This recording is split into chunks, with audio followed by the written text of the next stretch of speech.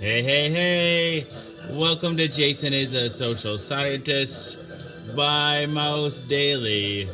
Pill number 494. Welcome, welcome, welcome. Dang it and double dog dang it. Communion. Communion.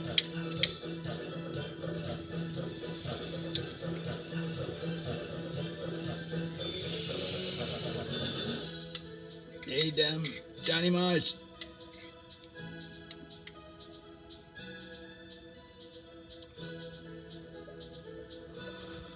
Ed Shizzo. How goes it? Hey, Amy. Hey, Johnny Marsh. Hello, everyone. You all here to light my fire? Are you all here to light my fire? Dang it, double dog, dang it. Hey, Sam Lopez. Look it. What's in the box? What's in the box? Space and Jason sent me a painting. All right. The fire is lit. All right. Hey, David Niles. Now what? Now we engage the echo chamber.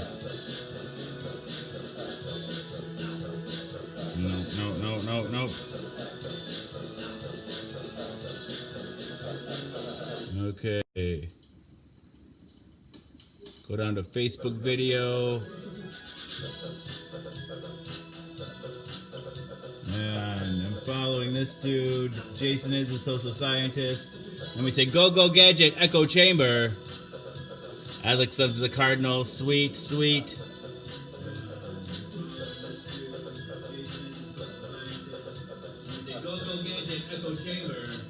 Hey, Renee. Taylor's here. Hello, everyone. Now I'm going to dang the dang show. Vincent Harris is watching. David Niles waves. Hey. Vincent says hello. Hello, Vincent. Now, let's see. I go to the page, and I'm just going to, let's see, share it to my personal timeline and to the pages I run. George's Ganja Lounge live streams the page. First Mate Fluff Bucket.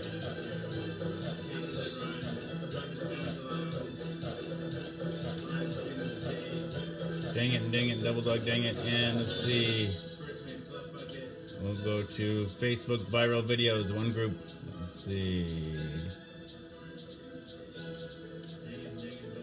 And then also we'll engage the lower or the upper echo chamber here. Yeah, that's all right. Here we go.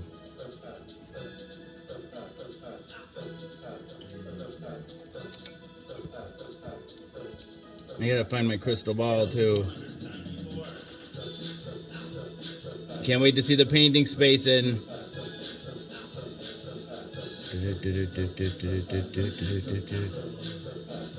All right.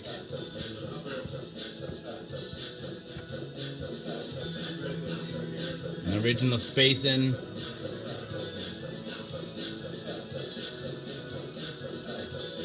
Fuck art. I think he's commanded me to fuck art, man. I think I'm supposed to have sex with this painting. Let's have sex with this painting that arrived now. Dang it to heck. The artist himself says fuck art, so I always like, people say what's up, the ceiling. I like to take things literally. Dang it and double dog dang it.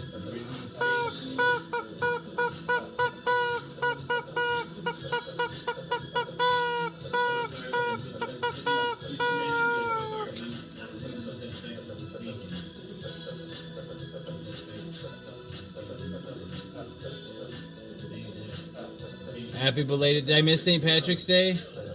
Dang it to heck. Figures.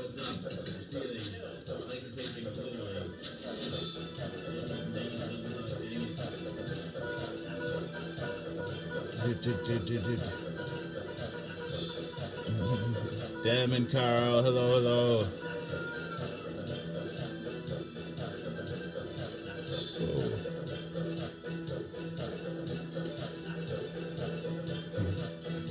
Yeah, it's early for you. Early for you. Dang it.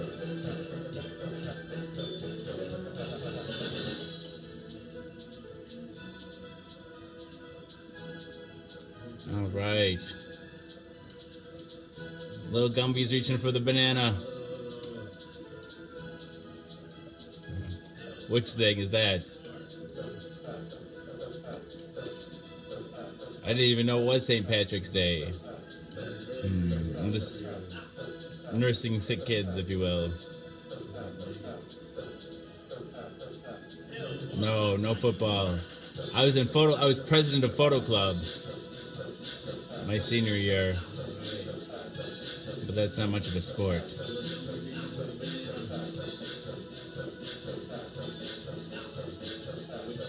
Justin Tingfer?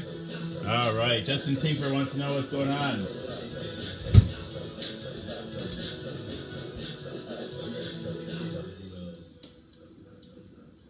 Justin Tingfer! No football. Justin Tingfer, I love you! Justin Tingfer, I love you!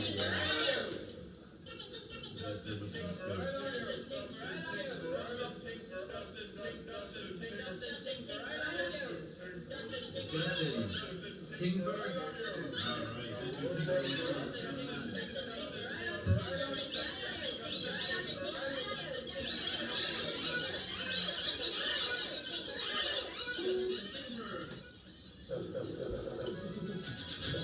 Justin, welcome to Jason is a Social Scientist. By Mouth Daily, pill number 494. People often wonder what the show is about. Engaged fireplace, mini fireplace. Yes, people often wonder what the show is about. Right now it's about you, Justin Tingfer. I love you, man. No, but people often wonder what the show is about. The premise is deceptively simple. I take my HIV medication live on the Book of Faith each day in front of friends, family, and strangers. I do so in order to embrace stigma, dispel ignorance, and find support. Right? 500! Hey, Susie! Nice to see you. After 494 pills, 494 shows, a number of bells, whistles, and bows have risen up and around and about the show. Ding dong bell. No, the bells, bows, and other people, the people that come back night after night and give me their most valuable resource, their time. To me, that's the most significant thing that's risen up and around and about the show, the community. Therein lies the support that I was looking for. It's really nice to see Susie. Dang it. But a number of bells, whistles, and bows have risen up and around and about the show. Ding dong bell. Boy, does she now. Hell. I mean, heck, this show has it all. I like to say that it is Cloud Atlas and that it incorporates at least 600 years of entertainment with Edward R. Murrow's radio broadcasts on record and cylinders played on a 19th century Edison home phonograph, along with a nursery rhyme book from my childhood containing woodcut illustrations from the 15th century. It is, in a sense, also The Matrix. In a previous iteration of the show, I created something I call the Rainbow Tunnel. A Kelsey Havelvalva, in which I harness the power of Grayskull and the Eye of Thundera, funneling them through a series of warped nacelles, creating a static warp bubble at a subsequent singularity, punching a hole through the fourth wall, across the multiverse, and into the source. The show now takes place in an echo chamber, created by me, that serves as a way station between our reality and the source.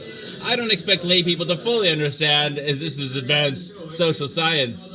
Yeah, the show is also like an old-timey variety show, Carol Burnett style, mixed with a merry melody of Looney Tunes and a measure of Mork and Mindy, a dash of Mr. Ed, and two doses of Alice in Wonderland, a helping of Hee-Haw, heaps of Benny Hill, a hint of the Highlander, tons of the Twilight Zone, a tincture of Teen Wolf, an ounce of Oz, a cup of Creep Show and Cast Away, a quart of Quantum Leap, and a gallon of Gilligan's Island. It's a 4-hour show and a 4-hour tour, piles of Pee-wee's Playhouse, a pinch of Peter Pan, and a pound of Popeye. I am what I am. A whole block of Mr. Rogers' Neighborhood. Of course, Ellen. Hello. Welcome back. Where was I? After... I don't know where... Let's listen to this guy.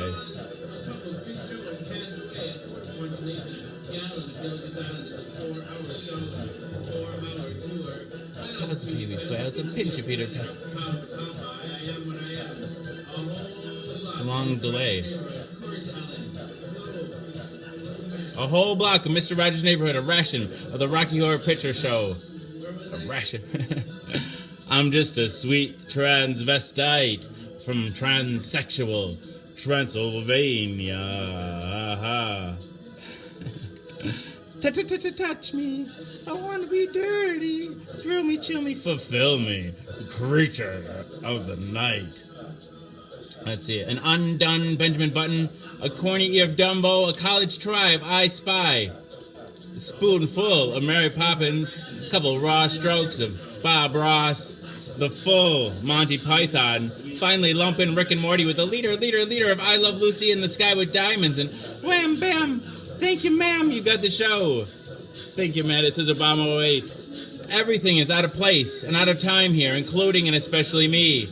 Alice will always be pregnant. Harambe will always be ready for our Rye Fives. The first and the second coming will always be risen with the Obamas getting blowjobs from the Woodies, the Supermen, and their boners. Will always be spinsters and sempstresses working the sweatshop. The twin towers will always stand with Lady Liberty. You will have their MTV. Pigs will fly. Disco and dance will reign like men did in the days of old. I write nightly the future history of anachronism for your future children and your elderly grandparents. May they enjoy it now and time immemorial. If I'd have people take only one thing away from this show, it would be the knowledge that HIV is preventable. If you're HIV negative, there's a once-a-day pill you can take. It's called PrEP, Pre-Exposure Protocol. The pill is Truvada. And you take it once a day if you're HIV negative, and it works like a highly effective chemical condom. It prevents HIV. But if you're already HIV positive like me, treatment is prevention. By taking my medication every day and maintaining an undetectable viral load, it makes it so I'm not contagious. U equals you. Undetectable equals untransmissible. You could fuck me bareback all day long and never catch HIV from me. It's a brave new world. The future is now, and it's 1969. Free love.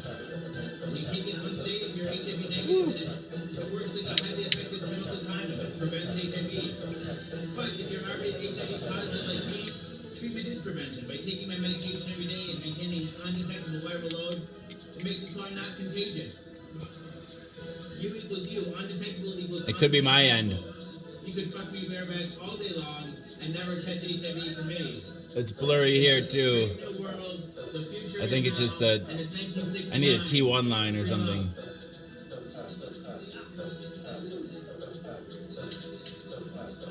Veg on the reg. We should open up the painting soon. And I don't even know what's in the box either. There's two boxes.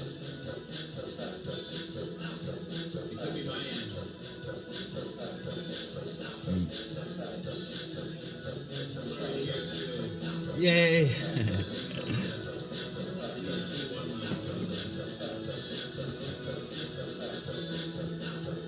Let's give Susie Cusey a shout out. I don't even know what's in the box either. Susie Cusey, I love you! Susie Cusey, I love you! Susie, I love you!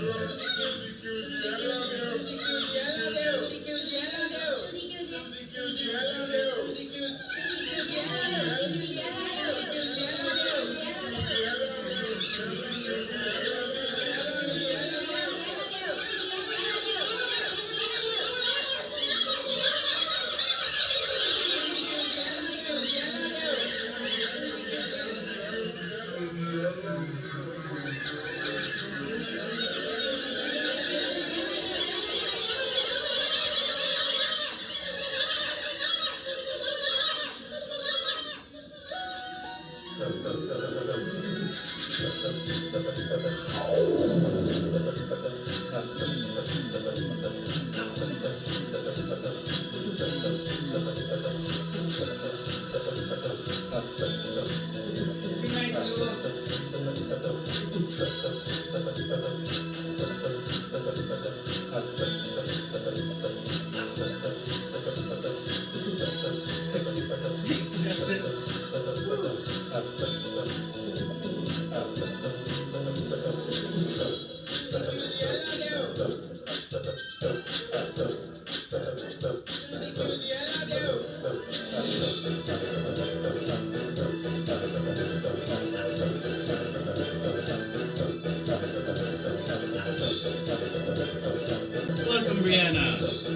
Welcome to Jason is a Social Scientist. By Mouth Daily, pill number 494. It's a hole. It's a hole in the book of face, and you fell in it. Welcome. It's sort of the Hotel California, a Roach Motel. You can check in, but you can't check out. It's the Overlook Hotel, and you're the new caretaker. You've always been here. See, right? This is my web of photons and glass, and you're all stuck here. Thanks, Susie. Thank you.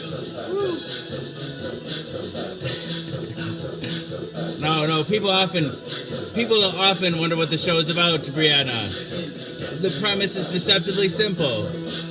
I take my HIV medication live on the Book of Face each day in front of friends, family, and strangers. I do so in order to embrace stigma, dispel ignorance, and find support. After 494 pills, 494 shows, a number of bells, whistles, and bows have risen up and around and about the show. The bells, bows, and other people, the people that come back night after night and give me their most valuable resource, their time. To me, that's the most significant thing that's risen up and around and about the show. The community. Therein lies the support that I was looking for. But a number of bells, whistles, and bows have risen up and around and about the show. Ding dong bell. Boy, do she now. Hell, I mean, heck, this show has it all. I like to say that it is Cloud Atlas and that it incorporates at least 600... Hey, we're back. We went off.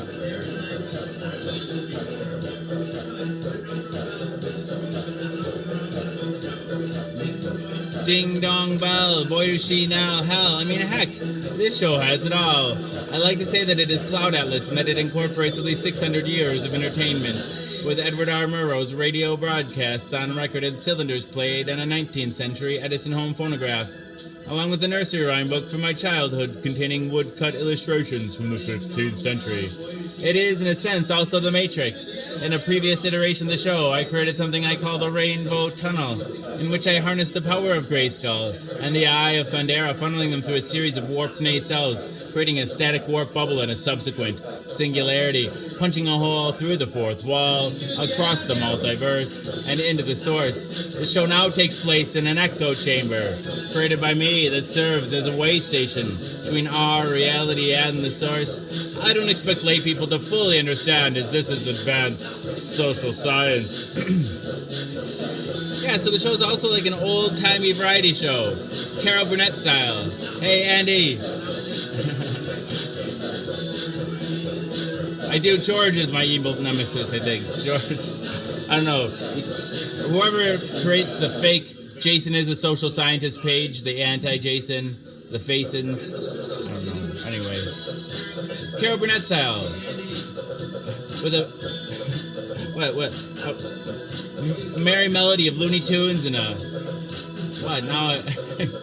A merry melody of Looney Tunes and a measure of Mork and Mindy, a dash of Mr. Ed, and two doses of Alice in Wonderland, a helping of Hee Haw, heaps of Betty Hill, a hint of the Highlander, tons of the Twilight Zone, a tincture of Teen Wolf, an ounce of Oz. No, I'm my own I'm the Jason and the anti-Jason, the Alpha and the Omega.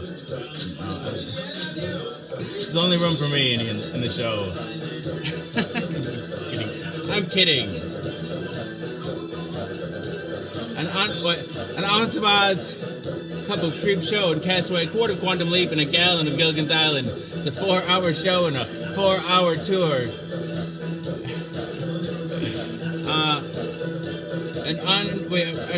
Where am I now? I keep losing it tonight. Sarah Higley, how are you? How's Nilbog? How's the baby? I'm stuck. The full Monty Python. No, an undone Benjamin. Let's see, it's a 4-hour tour. piles of Pee Wee's Playhouse, a pinch of Peter Pan, and a pound of Popeye. I am what I am. A whole block of Mr. Rogers' Neighborhood and a ration of the Rocky Horror Picture Show. An undone Benjamin Button, a corny ear of Dumbo, a college try of I Spy. A couple of raw strokes of Bob Ross. A spoon full of Mary Poppins. The full Monty Python. A couple of raw strokes of Bob Ross. Did I say that already? Finally lump in Rick and Morty with a leader of I Love Lucy in the Sky with diamonds and wham bam. Thank you, ma'am. You got the show. Everything is out of place and out of time here, including and especially me. Alice will always be pregnant. Harambe will always be ready for her high fives. The first and the second coming will always be risen with the Obamas getting blowjobs from the Woodies. The Supermen and their boners will always be spinsters and sempstresses working the sweatshop. The Twin Towers will always stand with Lady Liberty. You will have their MTV, pigs will fly, disco and dance will reign like men did in the days of old. I write nightly the future history of anachronism for your future children and your elderly grandparents. May they enjoy it now and time immemorial. La, la, la, la, la, la. If I'd have people take only one thing away from this show, it would be the knowledge that HIV is preventable. If you're HIV negative, there's a once-a-day pill you can take. They call it PrEP, pre-exposure protocol. The pill is Truvada, and if you're HIV negative, you take it once a day, and it works like a highly effective chemical condom. It prevents HIV. But if you're already HIV positive like me, treatment is prevention. By taking my medication every day and maintaining an undetectable viral load, it makes it so I'm not contagious.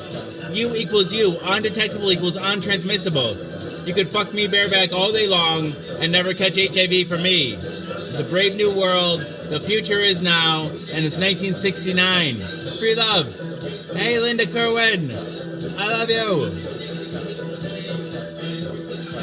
And a splash of spacing. A splash of spacing. A squirt. A squirt. U equals U. Undetectable equals untransmissible. You could fuck me bareback all day long and never catch HIV from me. It's a brave new world. The future is now, and it's 1969. Should we open up Spacin's painting? Hey, Kerwin. I love you. And a splash of Spacin. Here's the splash of Spacin right here. Not to mention the flamingo up there.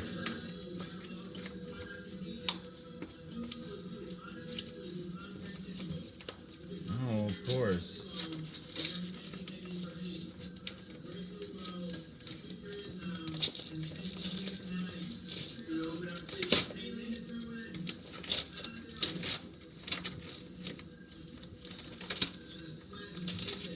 Here's the splash of Spacin right here. This is exciting.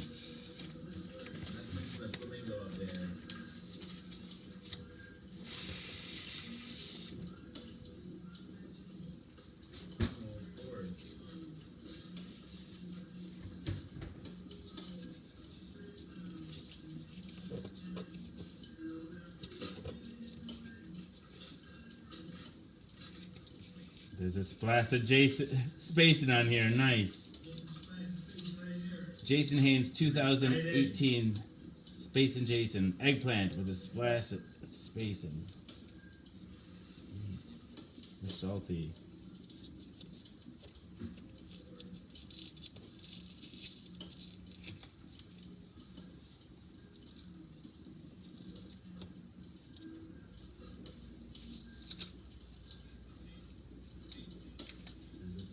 Jason Spacin on here, nice.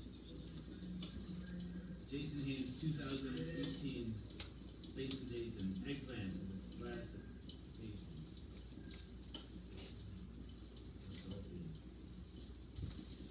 Oh, it's gorgeous. It's gorgeous.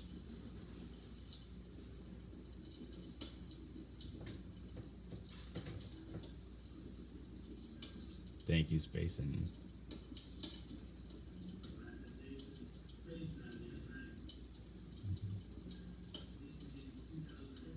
Can dance right now, Alicia.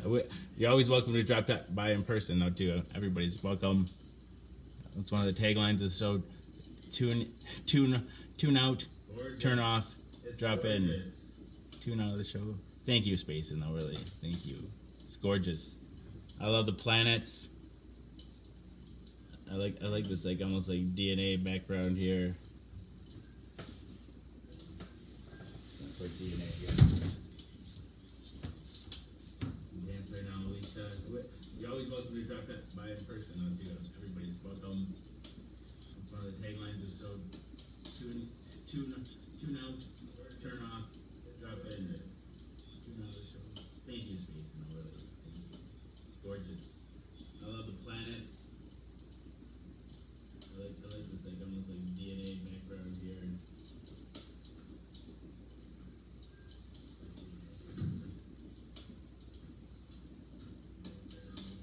Are you the galaxy there? Is that the splash of you?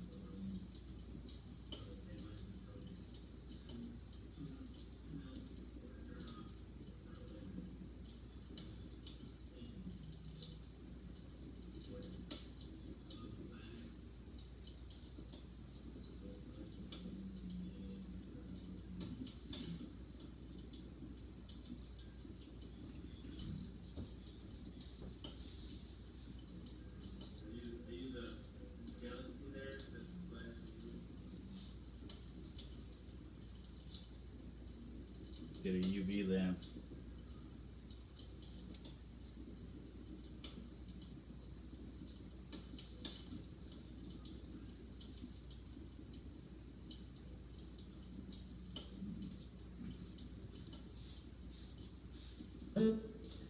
Space and Jason, I love you!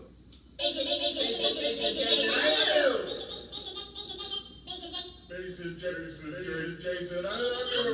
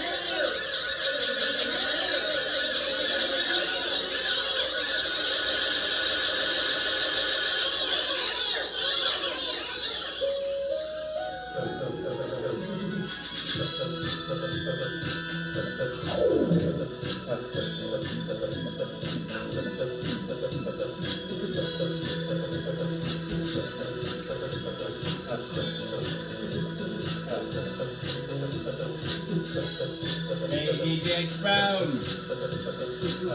Hey.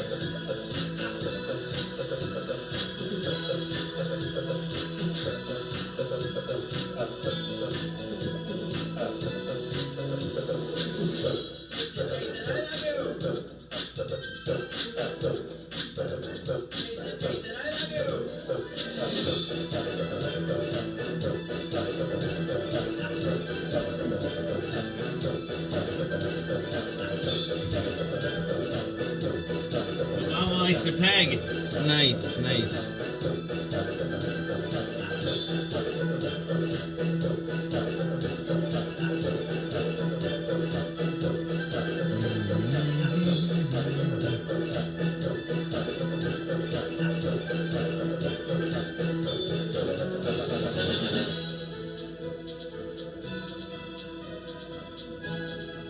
I think I shall have a glass of Kool-Aid.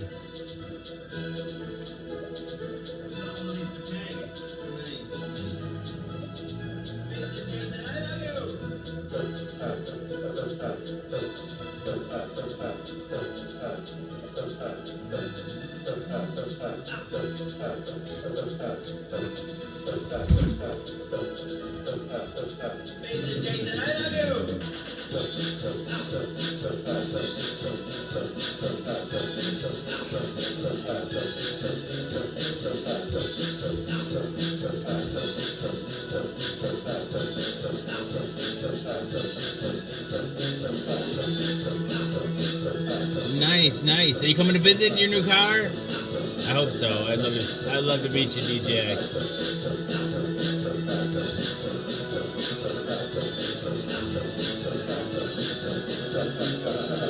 Watch the donut, not the hole.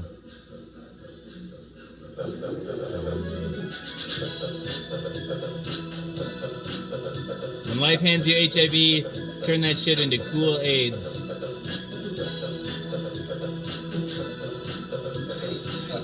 I got another package to open up. I don't even know. There's a chance my wife even ordered it. It's addressed to me, though.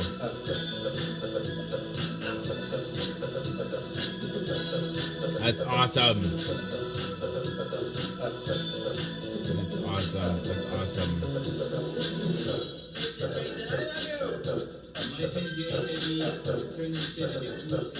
Sweet, Carl. Sweet.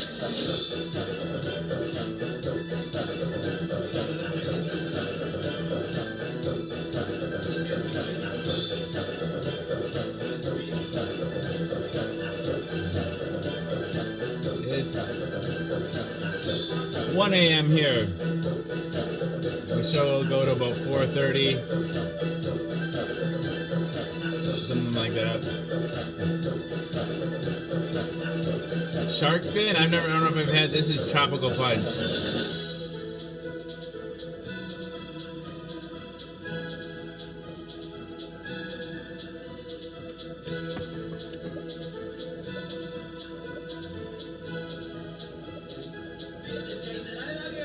Ooh, donuts. Nice, nice. I'm gonna do a series of donuts, I think. Series of donuts and bananas, I think. Maybe, I don't know.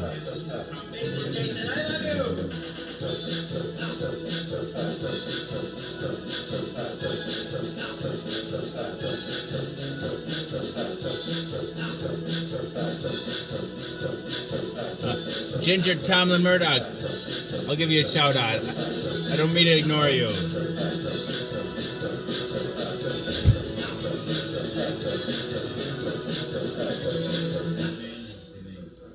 Ginger Tomlin Murdoch, I love you!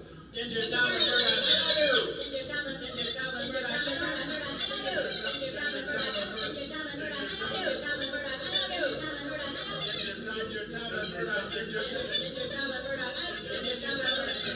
Donuts in space.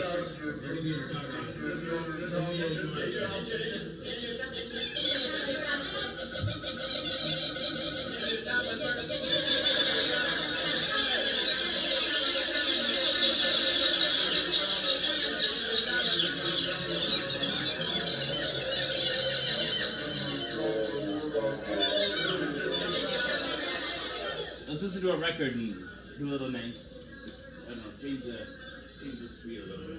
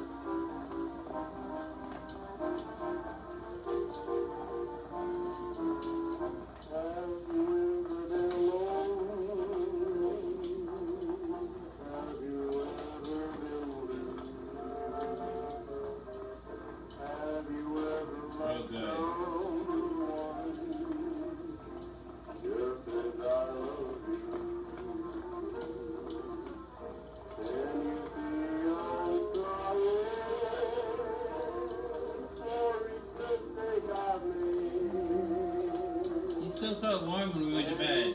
I gave him some more ibuprofen. Been alternating Tylenol, ibuprofen.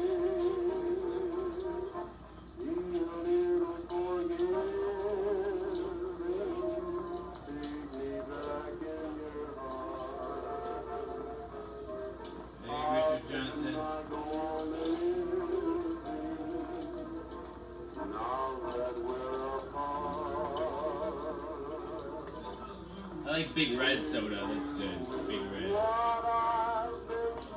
Red cream soda.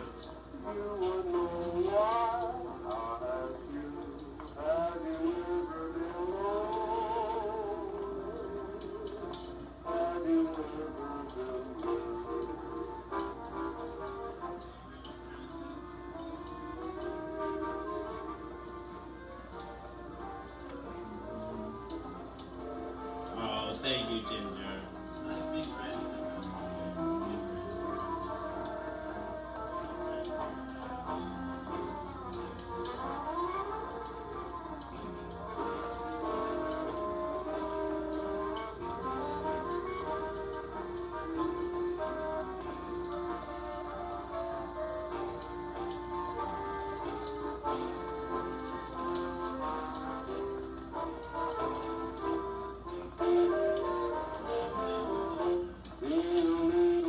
I've heard of at this one soda shop that was my favorite restaurant. They used to serve Green River Phosphate. That sounds like what you're talking about. It's like lemon lime soda, right?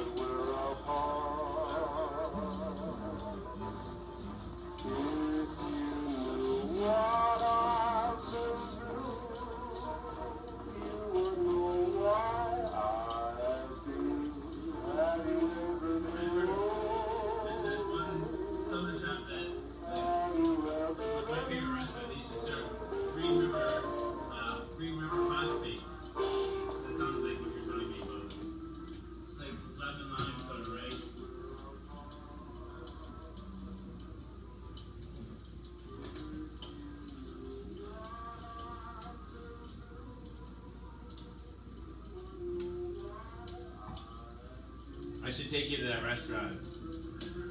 You get up this way.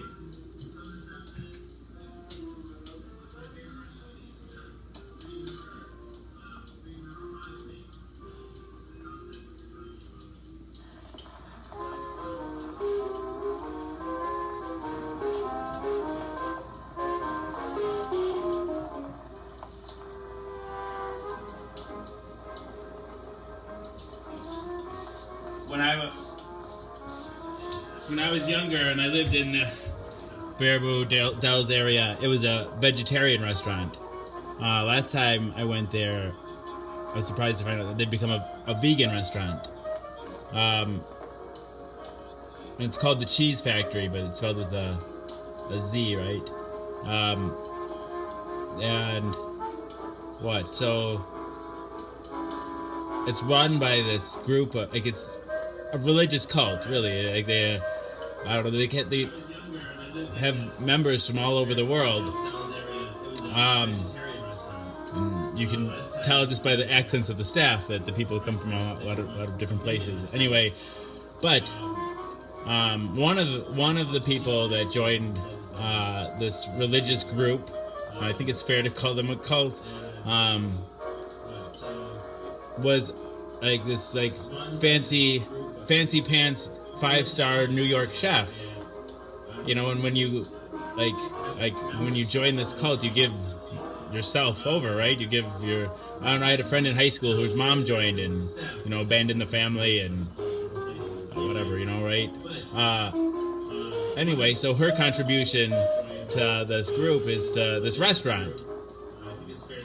And it's some really amazing food. Like, so you get a 5-star New York restaurant planted into the Dells. Ooh, Ginger's hot. It's true. I think that it's the original communion. It's more than the peace pipe. Like sharing a meal. That's what we all like. I don't know. It's the foundation of human social function. Amazing. Hey, Paulina. A 5-star New York restaurant planted in the Dells.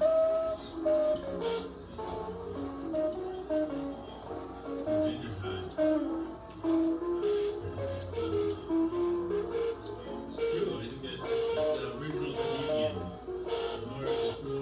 Wasn't the peace pipe. Like sharing a meal. That's what we all foundation. Hey, Paulina. Hey,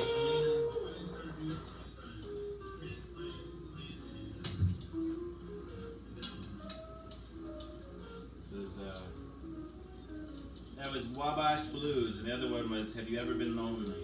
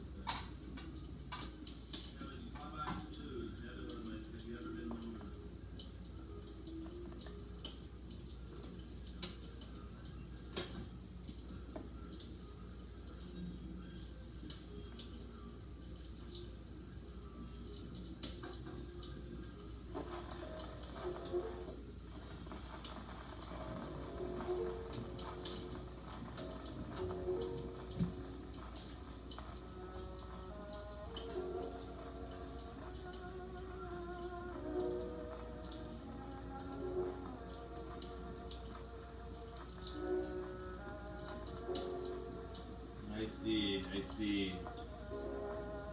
Bad connection tonight. Dang it to heck.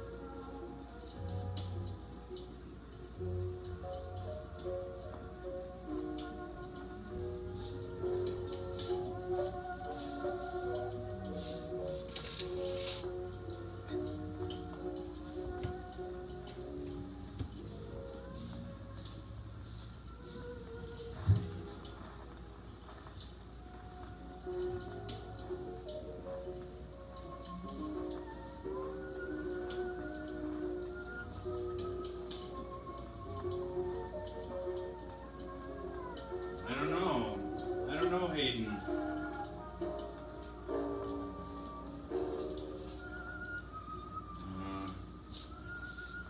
I would say probably at least 8 hours, probably 10. I don't know. To get to the UP, the Upper Peninsula of Michigan, it takes about 6.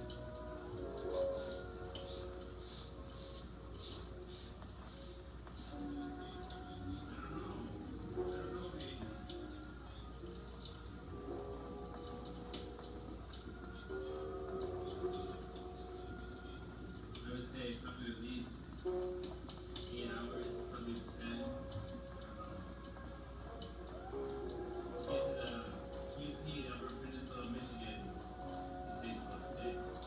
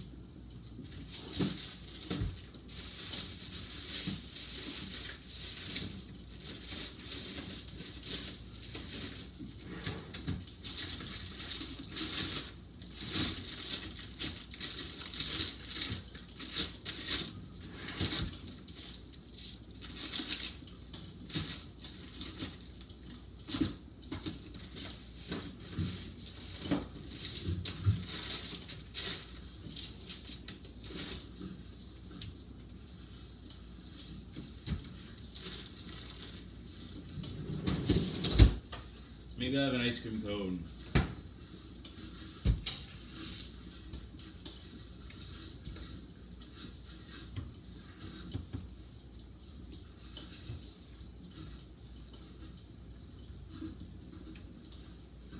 That sounds lovely.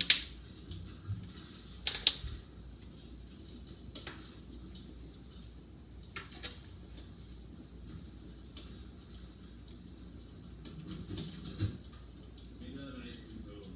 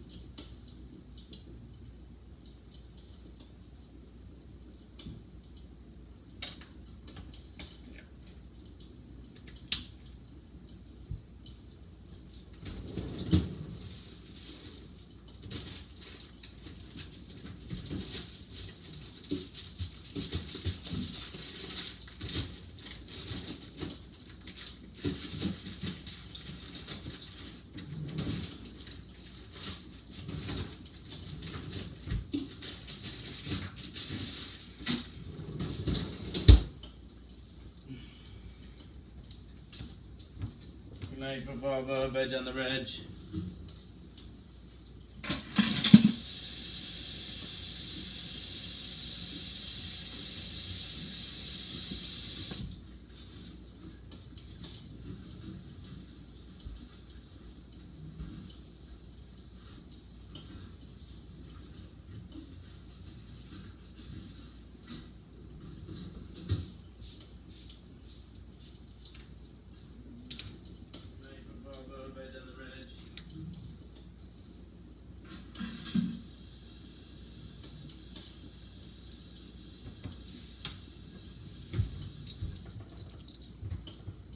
Should start double live with me doing the dishes.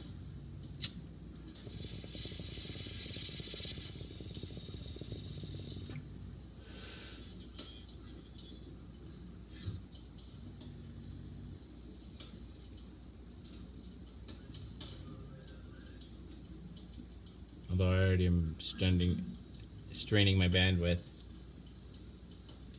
Oh, it seems better. I don't know. It seems clear down here now, at least. Double live with me doing the dishes.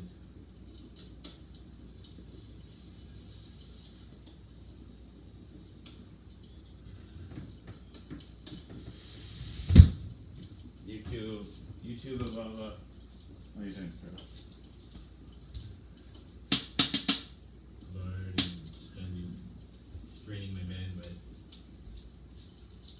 Oh, it's better. I don't know, it seems clear down here now. Double live with me doing the dishes.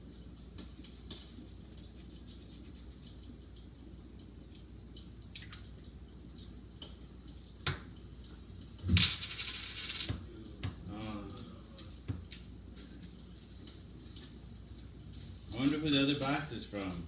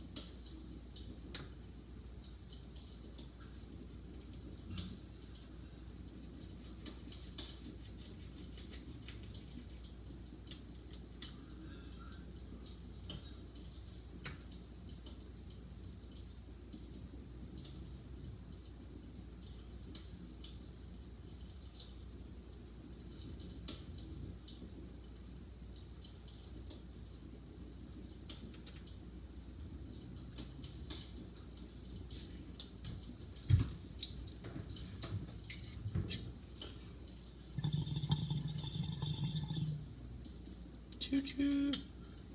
Hey, Raven. Who's lucky? The Crippy? It's the Crippy.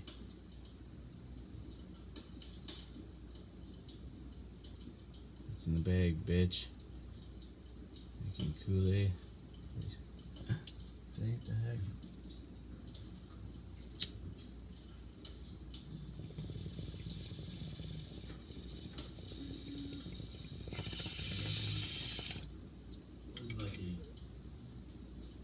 Big bitch.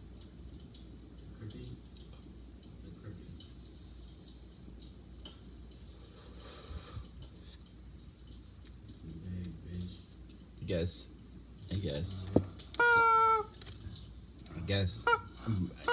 Things could be worse.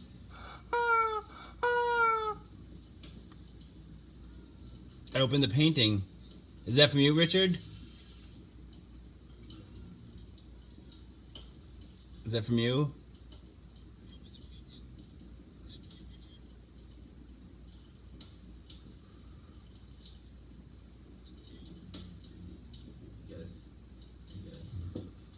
Baka wants music. Hey, Heather Brown. Things could be worse. Is this better?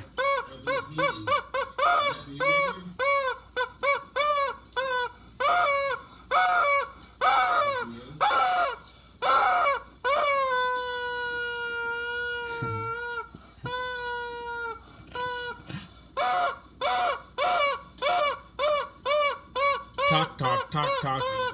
Talk, talk. What am I supposed to say? Love you too.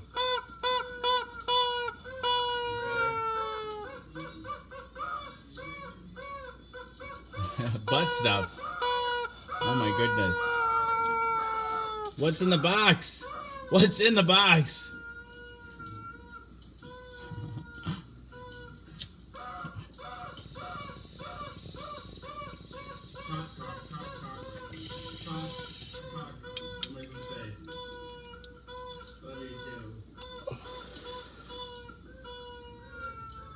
Oof.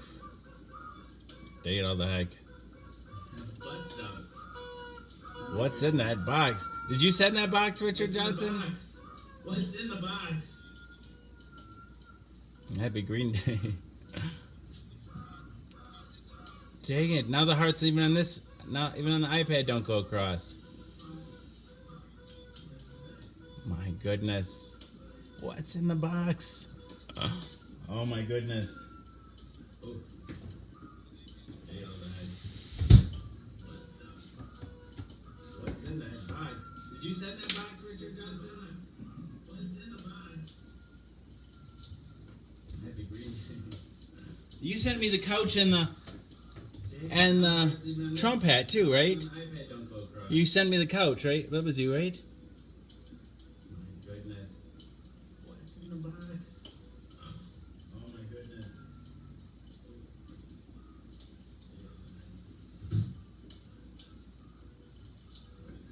Right? That was you, right?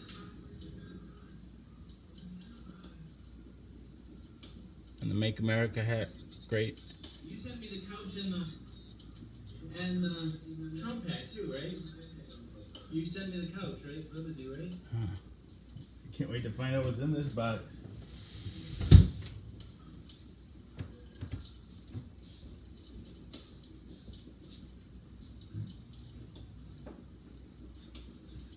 Right? That was you, right?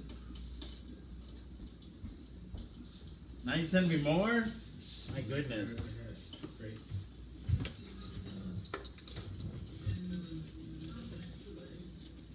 What's in the box?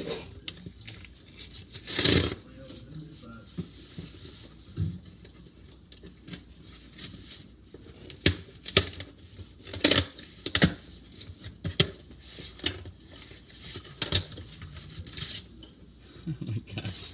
Uh-oh.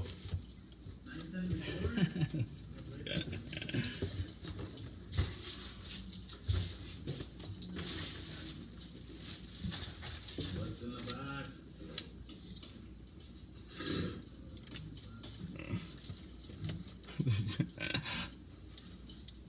I love it.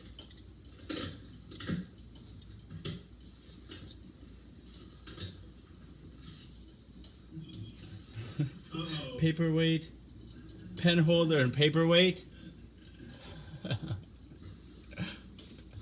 Nice, nice. Oh, it's fun. That's a lot of fun. Thank you very much. Thank you. I love it.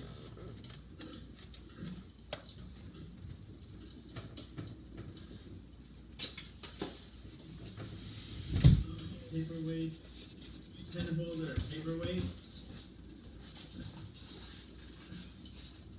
Nice, nice. Oh, it's fun. That's a lot of fun. Thank you very much. Thank you. Oh, it's pretty. It's very pretty.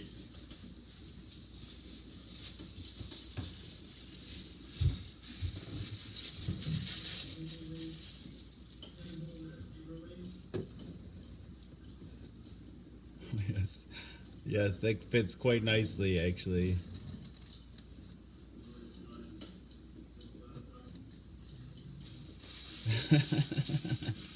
I love it.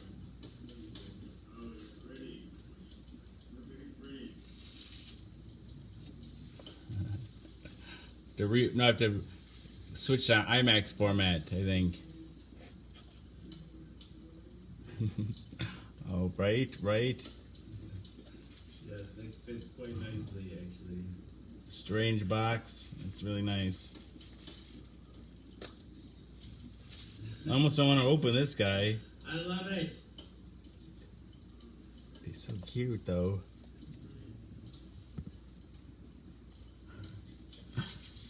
Not to switch to IMAX format, I think. Oh, right.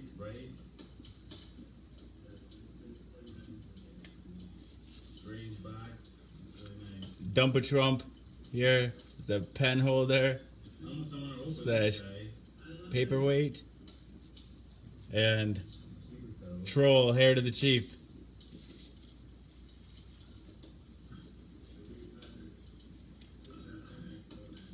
See what it says on the back.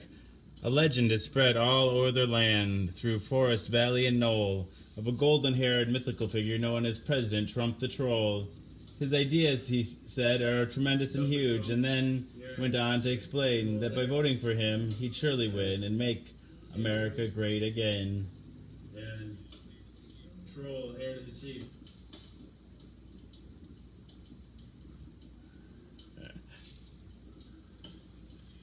See what it says on the back. A legend is spread all over their land, through forest, valley, and knoll. Oh, there we go. Golden-haired mythical figure known as President Trump the Troll. His ideas, he said, are tremendous and huge, and then went on to explain that by voting for him, he'd surely win and make America great again.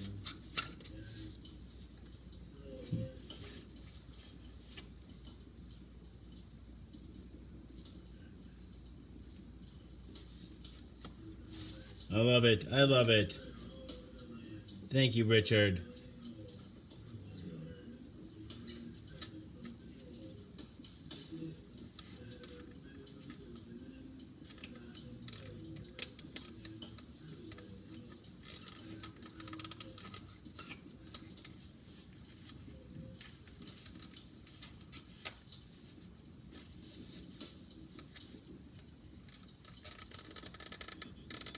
I love it. I love it. Thank you, Richard.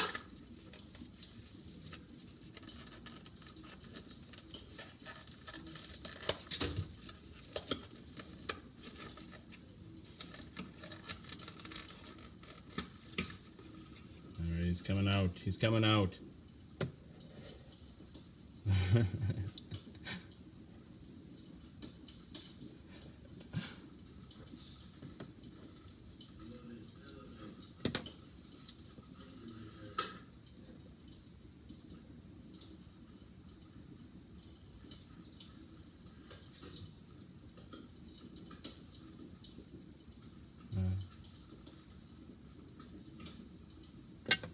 Oops. He's coming out. I couldn't resist. I couldn't resist.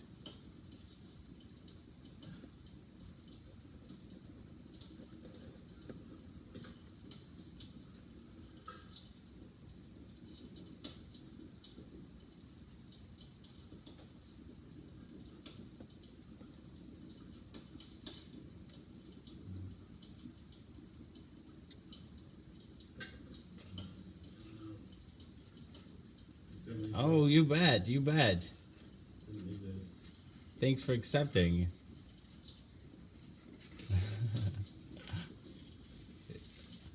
They fit nicely. They fit nicely. They look good.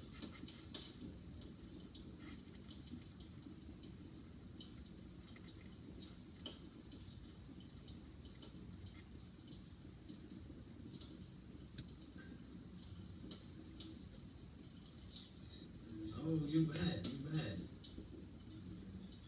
Thanks for accepting.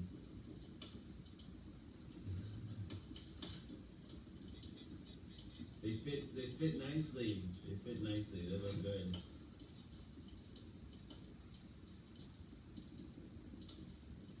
Nana's hiding, but that's okay. Yeah, this is the main show, Paulette. This is the flagship, if you will.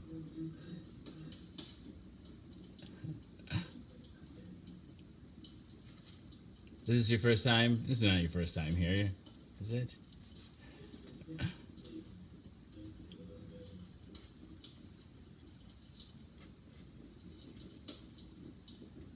Nana's hiding.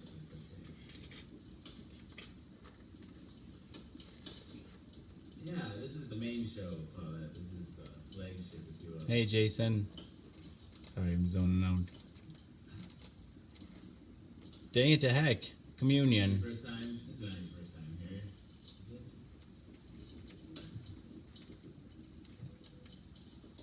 It is? Well, welcome, welcome. To Jason is a social scientist. Oh, I've got my ice cream cone. Hang on a second. Hey, Jason.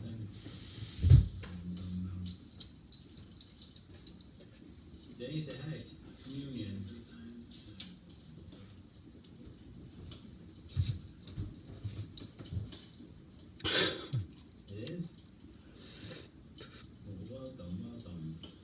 It's melting. social scientist.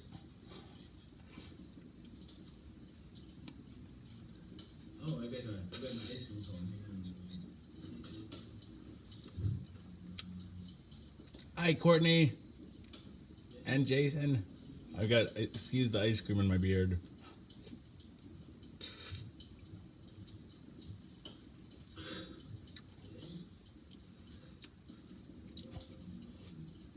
Melting.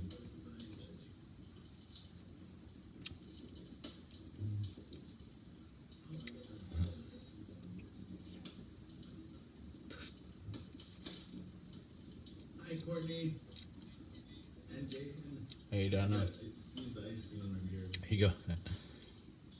Here you go, Paulette.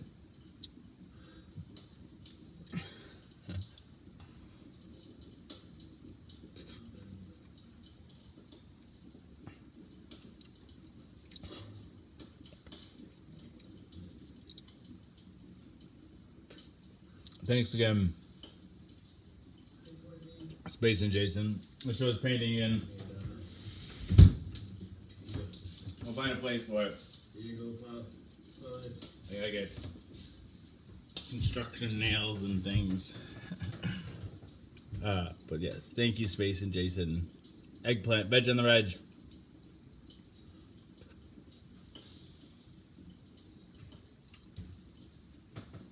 Thanks again, Space and Jason. The show's painting in. I'll find a place for it. I get construction nails and things. But yes, thank you, Space and Jason. Eggplant, veg on the reg.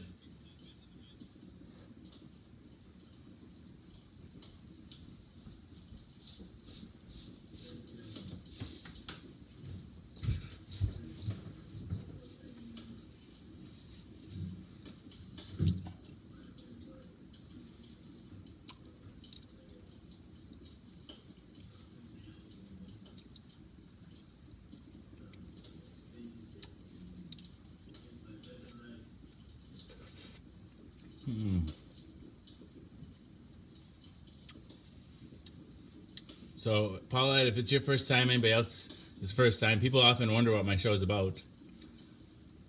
The premise is deceptively simple. I take my HIV medication live on the Book of Face each day in front of friends, family, and strangers. I do so in order to embrace stigma, dispel ignorance, and find support. After 494 pills, 494 shows, a number of bells, whistles, and bows have risen up and around and about the show. The bells, bows, and other people, the people that come back night after night and give me their most valuable resource, their time. To me, that's the most significant thing that's risen up and around and about the show, the community. Therein lies the support that I was looking for. But a number of bells, whistles, and bows have risen up and around and about the show. Ding dong bell, boy does she know. Hell, I mean, heck, this show has it all. Hi, Eminem. Change your profile, but. Ding dong bell. This show. I mean, hell, I mean, heck, this show has it all. I like to say it's Cloud Atlas, and it incorporates at least 600 years of entertainment. Excuse me. With Edward R. Murrow's radio broadcast on record and cylinders played on a 19th century Edison home phonograph. That's what I thought.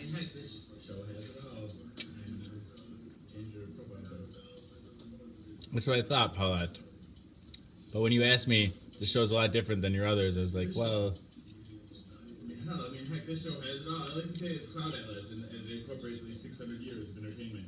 With Edward R. Murrow's radio broadcast on record and cylinders played on a 19th century Edison home phonograph, along with the nursery rhyme book from my childhood containing woodcut illustrations from the 15th century. It is, in a sense, also The Matrix. In a previous iteration of the show, I created something I call the Rainbow Tunnel, in which I harnessed the power of Grayskull and the Eye of Thundera, funneling them through a series of warp nacelles, creating a static warp bubble and a subsequent singularity. Edward R. Murrow's radio broadcast on record and cylinders played on a 19th century Edison home phonograph, along with the nursery rhyme book from my childhood containing woodcut illustrations It is in a sense also the Matrix. In a previous iteration of the show, I created something I call the Rainbow Tunnel, in which I harnessed the power of Grayskull and the Eye of Thundera, funneling them through a series of warped nacelles, creating a static warp bubble and a subsequent singularity. This one, huh? But this one too. I haven't been doing my the other shows. The goal is every day. It's like every fourth day right now.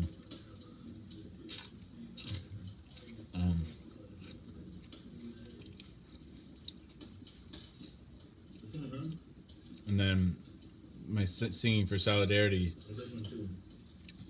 The Solidarity sing along is every Monday through Friday, but I haven't gone to that either for a long time. No, the other shows. The goal is every day. Thank you, Ruth. Like every fourth day right now.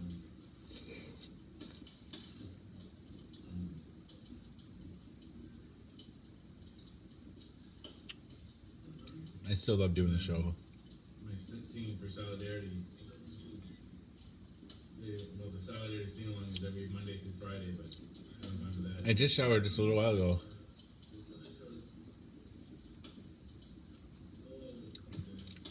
Oh. Ooh. I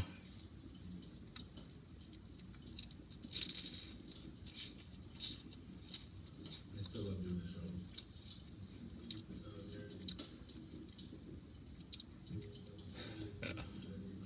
Some bossy. I just showered just a little while ago.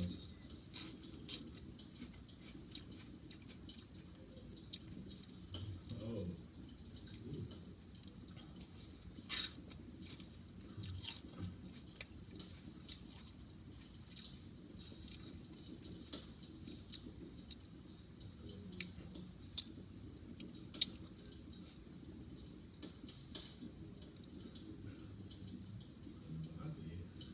Ooh.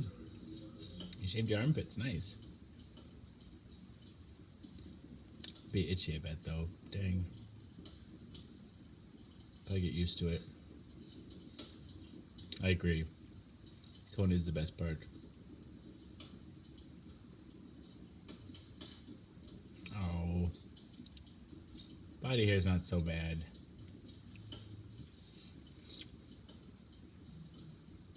Shave your armpits, nice. Be itchy, though. It's only, Get used to it. you know, I guess I don't like a lot of hairs in my mouth per se. You know, I hate, you're going down on somebody and pick out hairs. But even that's not so bad.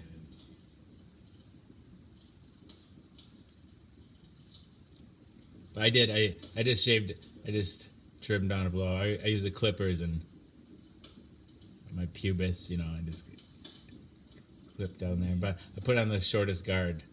I guess I don't like a lot of hairs in my mouth per se. I hate, you going down on somebody and pick out hairs. But, even that's not so bad.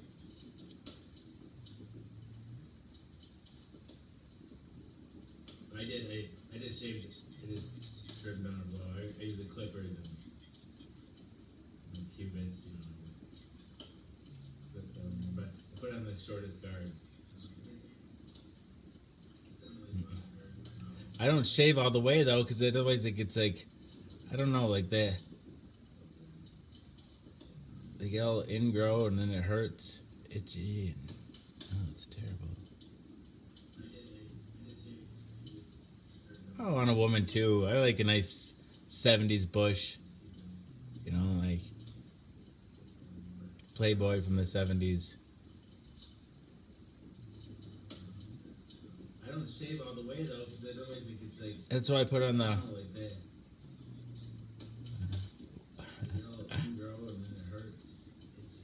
Yeah, we gotta be careful. It's like you gotta when you get down to you're trimming each individual hair after a while with the clippers. Like you try to just like do it too indiscriminately, you're gonna cut yourself, and it's no good.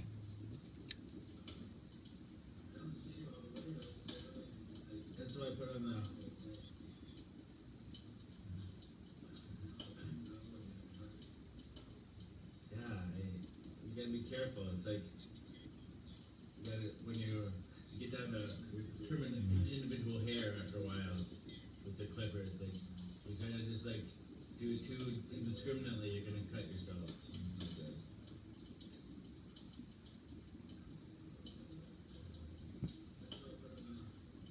All right, Peggy Sue, there you go. You know, I don't mind shaved. I don't, but I just don't. I don't think people are fine just the way they are.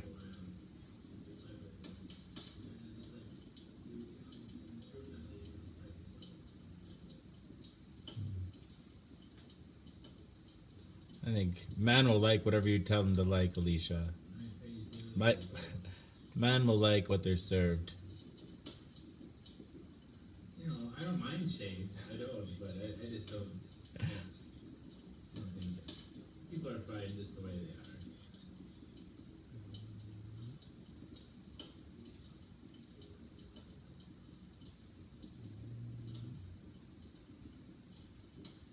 I think man will like whatever you tell them to like, Alicia. But man will like what they say. Crotch dreadlocks, nice.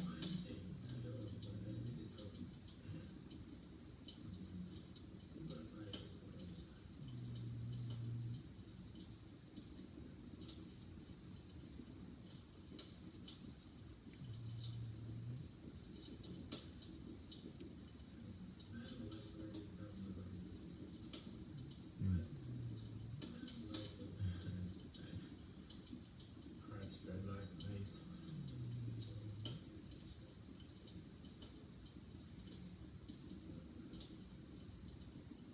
Now what? Now what? Excuse me. I guess I could read a chapter of Alice in Wonderland. Maybe. I don't know.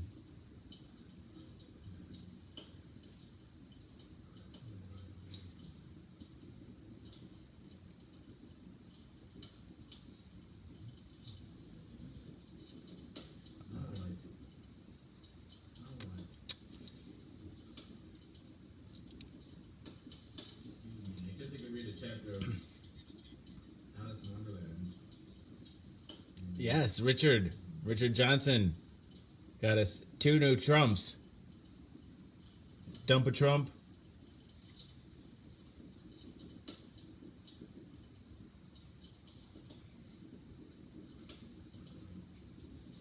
And this troll Trump. It feels like it's got lots of hairspray in it too. It's kind of funny. That is 2 new Trumps. Dump a Trump.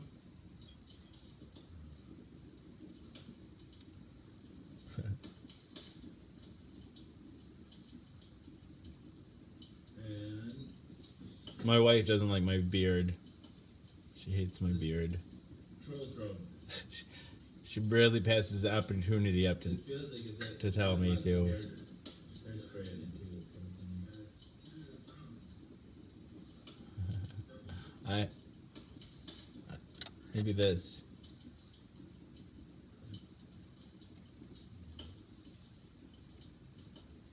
Crazy stuff. No, My wife doesn't like my beard. She hates my beard. She barely passes the opportunity up to tell me to. You can, Alicia. Maybe this.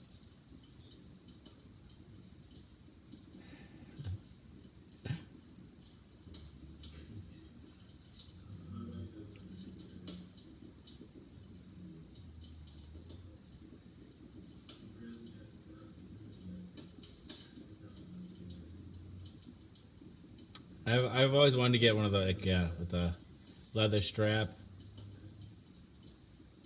That sounds fun. I could do that. I'd be down for that, Richard.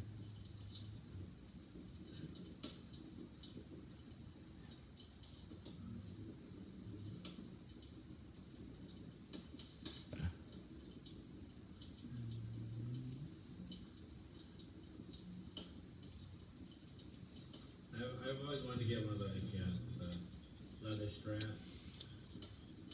That sounds fun. I could do that. I'd be down for that for sure. Am I Jay? I can't remember last time I shaved. I was clean shaven and pill 220. Probably shaved once or twice more after that.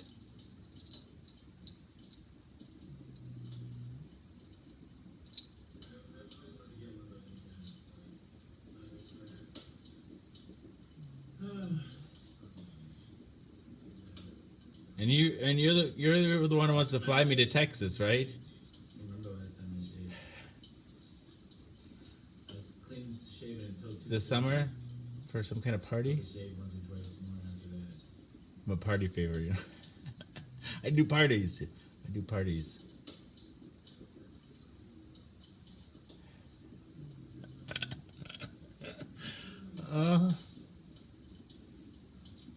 And you're the one who wants to fly me to Texas, right? I'll be so boring. You're gonna find me so boring.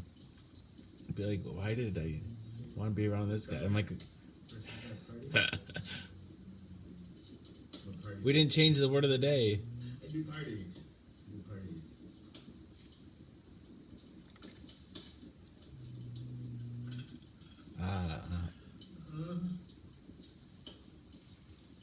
Nice. I'll be so bored. Is it a particular day of the year or just? Okay, today's word of the day is. We didn't change the word of the day. Curse. Ooh. I curse ye.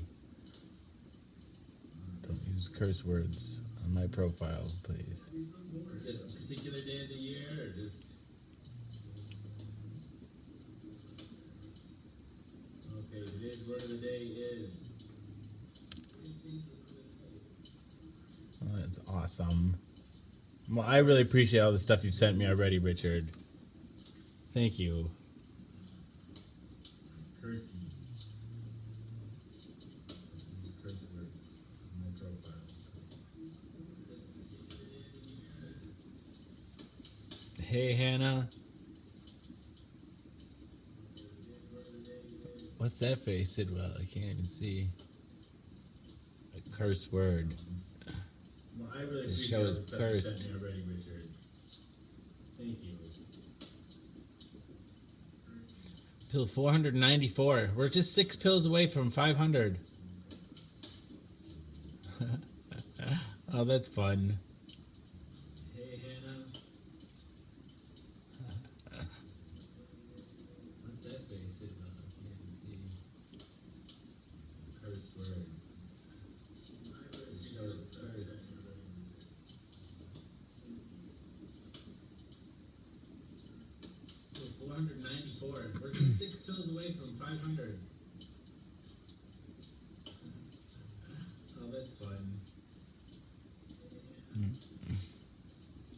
So 494. We're just 6 pills away from 500. Oh, that's fun. I really like the series Rome on HBO, the HBO series Rome, and I was watching it for the second time. I don't know, a few months ago, and like I think like one of there's some adultery happening or something, and anyway, one of the characters is cursing the other one, like literally cursing, like I don't know, it's like. I really like the Whatever, series may Rome.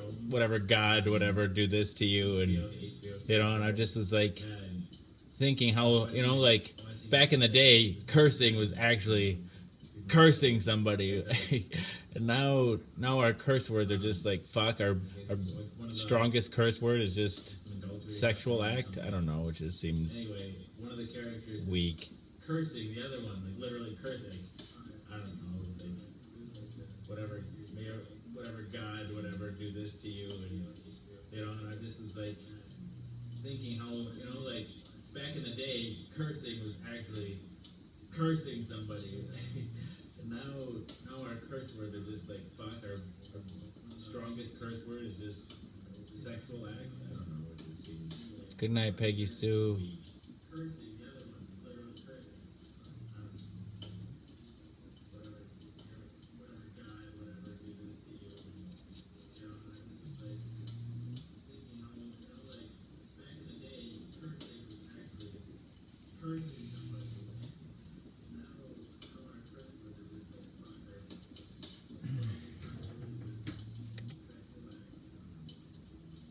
minute, Peggy Sue.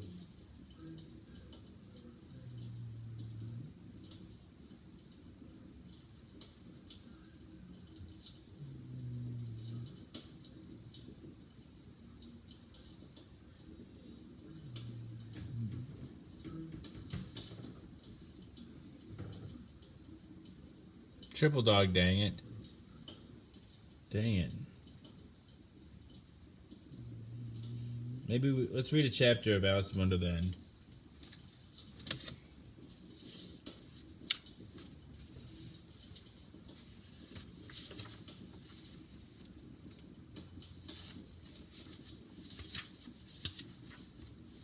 A Mad Tea Party. There was a table set under a tree in front of the house, and the March Hare and the Hatter were having tea at it. A dormouse was sitting between them, fast asleep, and the other two were using it as a cushion, resting their elbows on it and talking over its head. Very uncomfortable for the dormouse, thought Alice. Only as it's asleep, I suppose it doesn't mind. The table was a large one, but the three were all crowded together at one corner of it. No room! No room! They cried when they saw Alice coming. There's plenty of room, said Alice indignantly. She sat down in a large armchair at one end of the table. Have some wine, said the March Hare. The March Hare said in an encouraging tone. Alice looked all around the table, but there was nothing on it but tea. I don't see any wine, she remarked. There isn't any, said the March Hare. Then it wasn't very civil of you to offer it, said Alice angrily. It wasn't very civil of you to sit down without being invited, said the March Hare. I didn't know it was your table, said Alice. It's laid for a great many more than three. Your hair wants cutting, said the Hatter. He had been looking at Alice for some time with great curiosity, and this was his first speech. You should learn not to make personal remarks, Alice said with some severity. It's very rude. The Hatter opened his eyes very wide on hearing this, but all he said was, Why is a raven like a writing desk? Come, we shall have some fun now, thought Alice. I'm glad they've begun asking riddles. I believe I can guess that, she added aloud. Do you mean you think you can find out the answer to it, said the March Hare. Exactly so, said Alice. Then you should say what you mean, the March Hare went on. I do, Alice hastily replied. At least I know what I mean. At least I know I mean what I say. That's the same thing, you know. Not the same thing a bit, said the Hatter. Why, you might as well just say, I see what I eat. It's the same thing as I eat what I see. You might just as well say, added the March Hare, that I like what I get. It's the same as I get what I like. You might just as well say, added the Dormouse, which seemed to be talking in the sleep, that I breathe when I sleep. It's the same thing as I sleep when I breathe. It is the same thing with you, said the Hatter, and here the conversation dropped, and the party sat silent for a minute, while Alice thought over all she could remember about ravens and writing desks, which wasn't much. The Hatter was first to break the silence. What day of the month is it? He said, turning to Alice. He had taken his watch out of his pocket and was looking at it uneasily, shaking it every now and then, and holding it to his ear. Alice considered a little, and then said, the 4th. 2 days wrong, said the Hatter. I told you butter wouldn't suit the works, he added, looking angrily at March Hare. It was the best butter, the March Hare meekly replied. Yes, but crumbs must have got in as well, the Hatter grumbled. You shouldn't have put it in with a bread knife. The March Hare took the watch and looked at it gloomily. Then he dipped it in his cup of tea and looked at it again. But he could think of nothing better to say than his first remark. It was the best butter, you know. Alice had been looking over his shoulder with some curiosity. What a funny watch, she remarked. It tells the day of the month and doesn't tell what o'clock it is? Why should it? Muttered the Hatter. Does your watch tell you what year it is? Of course not, Alice replied very readily. But that's because it stays the year for such a long time together. Which is just the case with mine, said the Hatter. Alice felt dreadfully puzzled. The Hatter's remark seemed to her to have no sort of meaning in it, and yet it was certainly English. I don't quite understand you, she said as politely as she could. The Dormouse is asleep again, said the Hatter, and he poured a little hot tea upon its nose. The Dormouse shook its head impatiently and said, without opening its eyes, Of course. Just what was I going to remark myself? Have you guessed the riddle yet? The Hatter said, turning to Alice again. No, I give it up, Alice replied. What's the answer? I haven't the slightest idea, said the Hatter. Nor I, said the March Hare. Alice sighed wearily. I think you might do something better with the time, she said, than wasting it in asking riddles that have no answers. If you knew the time as well as I do, said the Hatter, you wouldn't talk about wasting it. It's him. I don't know what you mean, said Alice. Of course you don't, the Hatter said, tossing his head contemptuously. I dare say you've never even spoke of time. Perhaps not, Alice cautiously replied, but I know I have to beat time when I learn music. Ah, that accounts for it, said the Hatter. He won't stand beating. Now, if you only kept on good terms with him, he'd do almost anything you liked with the clock. For instance, suppose it were 9 o'clock in the morning, just time to begin lessons. You'd only have to whisper a hint of time, and round goes the clock in a twinkling. 1:30, time for dinner. I only wish it was, the March Hare said to itself in a whisper. That would be grand, certainly, said Alice, thoughtfully, but then I shouldn't be hungry for it, you know. Not at first, perhaps, said the Hatter, but you could keep it 1:30 as long as you liked. Is that the way you manage? Alice asked. The Hatter shook its head mournfully. Not I, he replied. We quarreled last March, just before he went mad, you know, pointing to his teaspoon at the March Hare. It was at the great concert given by the Queen of Hearts, and I had to sing. Twinkle, twinkle, little bat, how I wonder what you're at. You know the song, perhaps. I've heard something like it, said Alice. It goes on, you know, the Hatter continued, in this way. Up above the world you fly, like a tea-tray in the sky. Twinkle, twinkle. Here the Dormouse shook itself and began singing in its sleep. Twinkle, twinkle, twinkle, twinkle, and went on so long that they had to pinch it to make it stop. Well, I hardly finished the first verse, said the Hatter, when the Queen bawled out, He's murdering the time off with his head. Oh, dreadfully savage, exclaimed Alice. And ever since that, the Hatter went on in a mournful tone, he won't do a thing I ask. It's always 6 o'clock now. A bright idea came to Alice's head. Is that the reason so many tea things are put out here, she asked. Yes, that's it, said the Hatter with a sigh. It's always tea time, and we have no time to wash the things between whiles. Then you keep moving round, I suppose, said Alice. Exactly so, said the Hatter, as things get used up. But what happens when you come to the beginning again? Alice ventured to ask. Suppose we change the subject, March Hare interrupted. I'm getting tired of this. I vote the young lady tells us a story. I'm afraid I don't know one, said Alice, rather alarmed at the proposal. Then the Dormouse shall. They both cried, Wake up, Dormouse! And they pinched it on both sides at once. The Dormouse slowly opened its eyes. I wasn't asleep, it said in a hoarse, feeble voice. I heard every word you fellows were saying. Tell us a story, said the March Hare. Yes, please do, pleaded Alice. And be quick about it, added the Hatter, or you'll be asleep again before it's done. Once upon a time, there were 3 little sisters, the Dormouse began in a great hurry, and their names were Elsie, Lacey, and Tilly, and they lived at the bottom of a well. What did they live on? Said Alice, who always took a great interest in questions of eating and drinking. They lived on treacle, said the Dormouse, after thinking a minute or two. They couldn't have done that, you know, Alice gently remarked. They'd have been ill. So they were, said the Dormouse, very ill. Alice tried to fancy to herself what an extraordinary way of living would be like, but it puzzled her too much, so she went on. But why did they live at the bottom of a well? Take some more tea, the March Hare said to Alice very earnestly. I've had nothing yet, Alice replied in an offended tone, so I can't take more. You mean you can't take less, said the Hatter. It's very easy to take more than nothing. Nobody asked your opinion, said Alice. Who makes personal remarks now? The Hatter asked triumphantly. Alice did not quite know what to say to this, so she helped herself to some tea, bread and butter, and then turned to the Dormouse and repeated her question. Why did they live at the bottom of a well?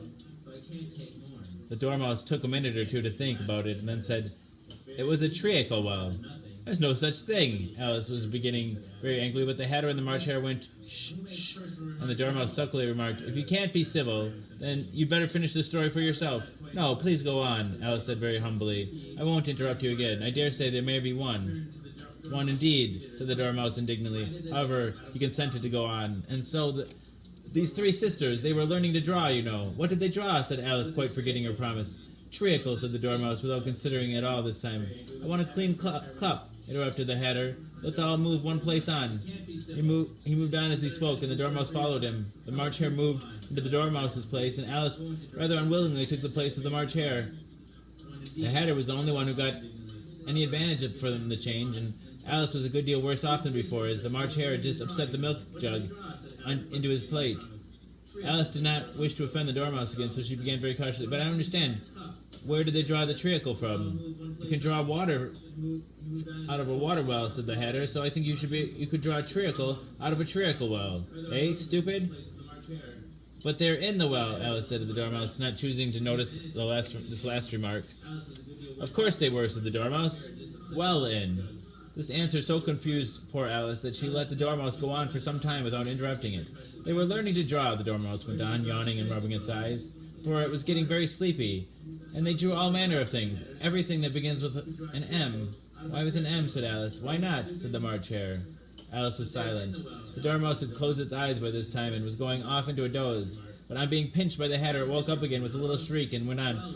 That begins with an M, such as mousetraps and the moon and memory and muchness. You say things are much of a muchness. Did you ever see such a thing as drawing of a muchness? Really, now you ask me, said Alice, very confused. I don't think. Then you shouldn't talk, said the Hatter. This piece of rudeness was more than Alice could bear. She got up in great disgust and walked off. The Dormouse fell asleep instantly, and neither of the others took the least notice of her going. But she looked back once or twice, half hoping that they would call after her. The last time she saw them, they were trying to put the Dormouse into the teapot. At any rate, I'll never go there again, said Alice, as she picked her way through the wood. It's the stupidest tea party I was at ever in my life. Just as she said this, she noticed that one of the trees had a door leading right into it. That's very curious, she thought. But everything's curious today. I think I may as well go in at once. And in she went. Once more she found herself in a long hall, close to a little glass table. Now I'll manage better this time, she said to herself. I'll begin by taking the little golden key and unlocking the door that led into the garden. Then she went in to work nibbling at the mushroom. She had kept a piece of it in her pocket till she was about a foot high. Then she walked down the little passage, and then she found herself at last in the beautiful garden, among the bright flower beds and the cool fountains.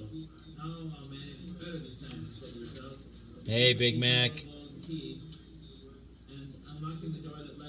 Okay, now we'll watch that section in the 1985 version of Alice in Wonderland.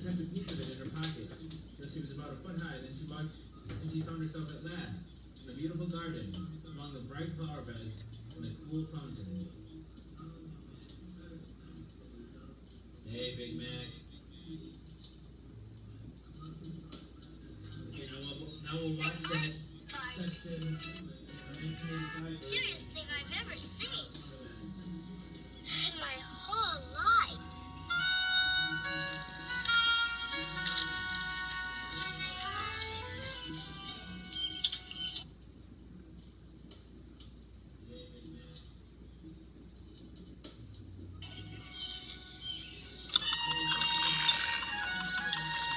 Goody, I'm just in time for a tea party.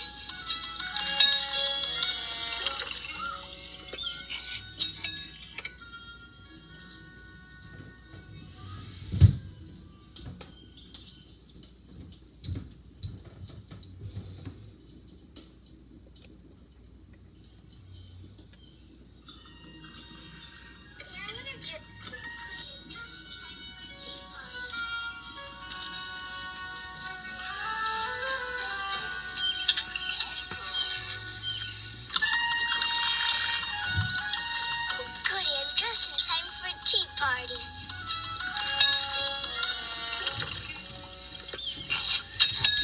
May I introduce myself? No, you may not. But aren't introductions proper at a tea party? My dear child, if you want an introduction, go and get yourself an orchestra. They'll give you a good 4-bar introduction. Or probably an 8-bar introduction. I just wanted to give you my name. Why, have you finished with it? Did you hear that? Mr. Hare, she wants to give us her name. That is ridiculous. We already have names. We certainly don't need hers. May I sit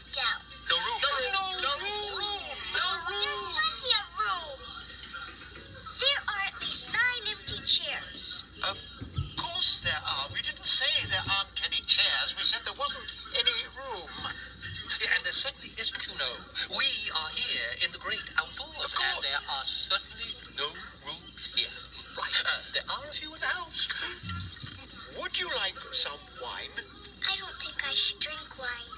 I'm too young. Good. There isn't any anyway. Then it wasn't very nice of you to offer And it. it wasn't very nice of you to sit down without being invited. I didn't know it was your table. It's set for more than 3. You know, your hair wants cutting.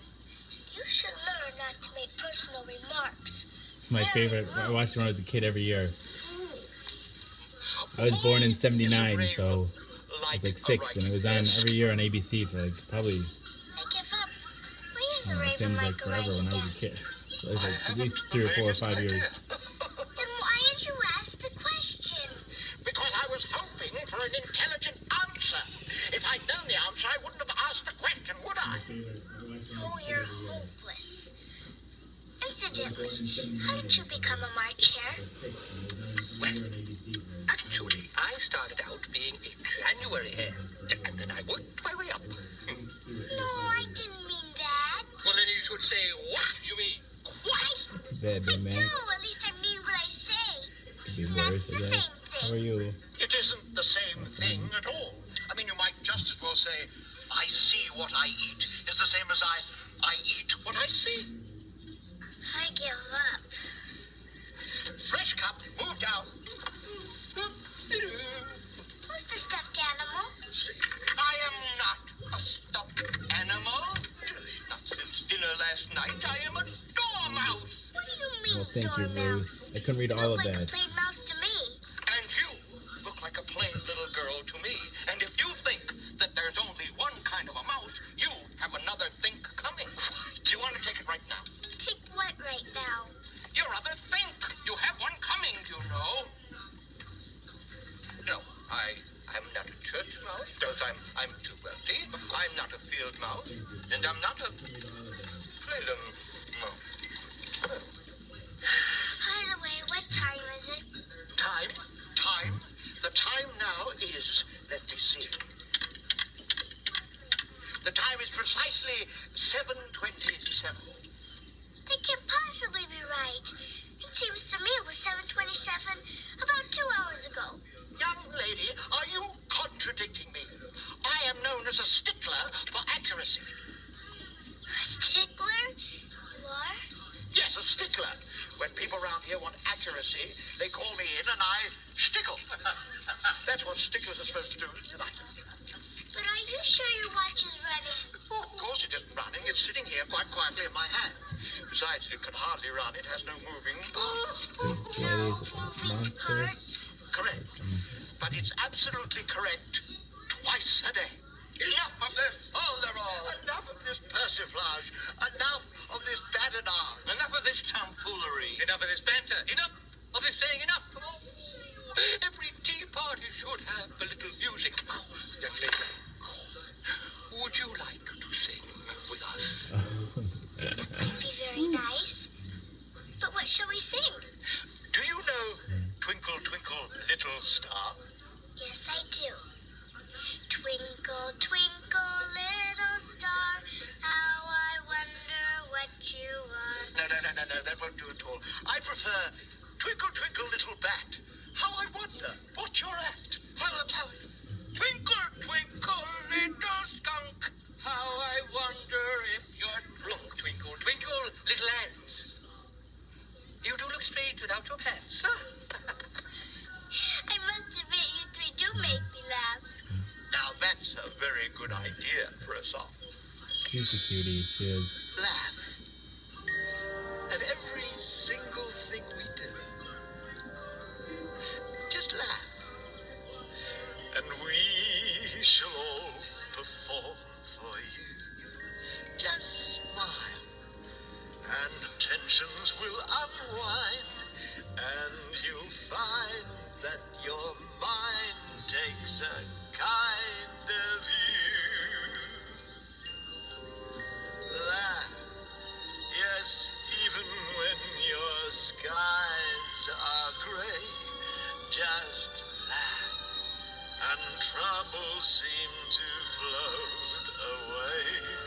You'll find it's very true, my dears, through the years that your tears and your fears will fly. That's when crying seems the thing to do. But keep on trying till your dreams come true. Your heart, I'm sure, knows what is best for you. So laugh, Twinkle, twinkle, little skunk. girl, Oh, I wonder if you're drunk. just laugh.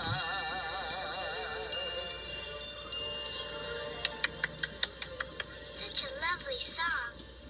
Thank you. I wrote it myself. Now, how would you like to tell us a story? I'm afraid I don't know one. Then the Dormouse shall. The Dormouse. They're down here, I Wake think. up! Come on! Wake up! Wake up! We got to tell a story. Tell a story. We're going to tell a story about the next. Wake up! Dormouse, we're going to hear a story. Wake up! Wake up! Come on now. Tell us a story. Stop it! Stop it! It doesn't matter if anyone tells us a story or not. Well, that just shows you how much you know. Yeah, at tea time, everyone should tell a story. Well, now that he is awake, a story would be nice. Once upon a time, there were three little sisters named Elsie, Lacey, and Tilly, and they lived at the bottom of a well. But what do they live on? They lived on treacle. Molasses to you. But why did they live at the bottom of a well? It was a treacle well. There's no such thing. Oh. You can't keep a civil tongue. Why don't you finish the story yourself? Let's go on.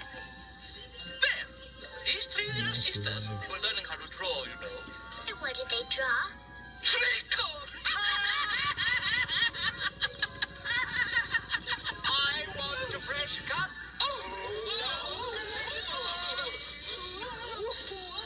Here we go round the table. Here we go round the table. Here we go round the But table. I don't understand. Where did they draw the treacle from? Well, if you can get water from a water well, I suppose you can get treacle from a treacle well. Hey, stupid.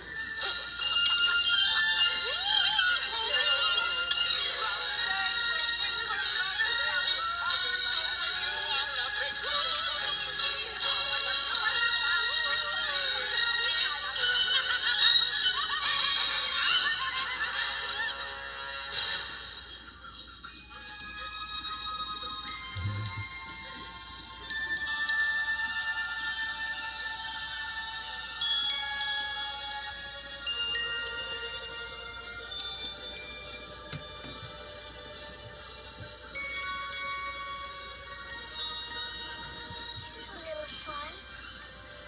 Wait, Don't be so afraid, wait, I won't hurt you. she got into the garden. We were in the book, at least. She came across another table. Find you. You're the only normal person I've met here.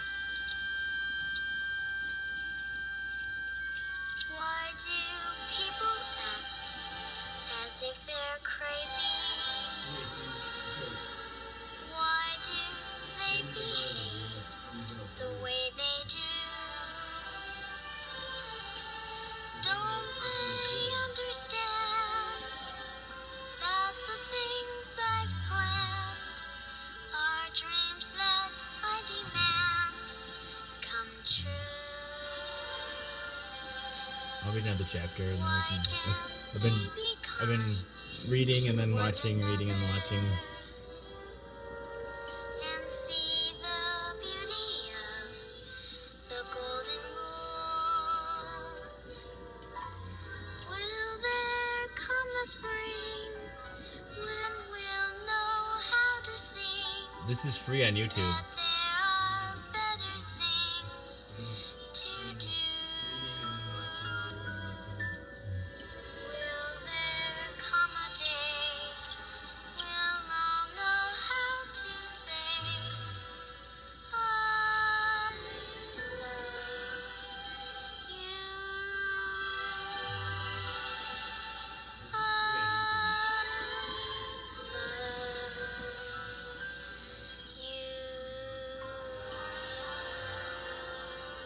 I just searched on YouTube for Alice in Wonderland 1985, Wish I didn't have to go.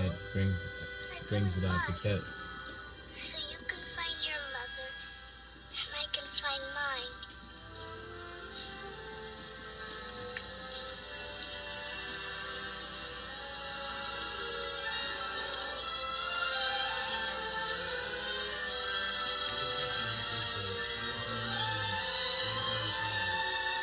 in this version, she's looking for a family a lot more than she is in the book. That's very curious. However, everything's curious today.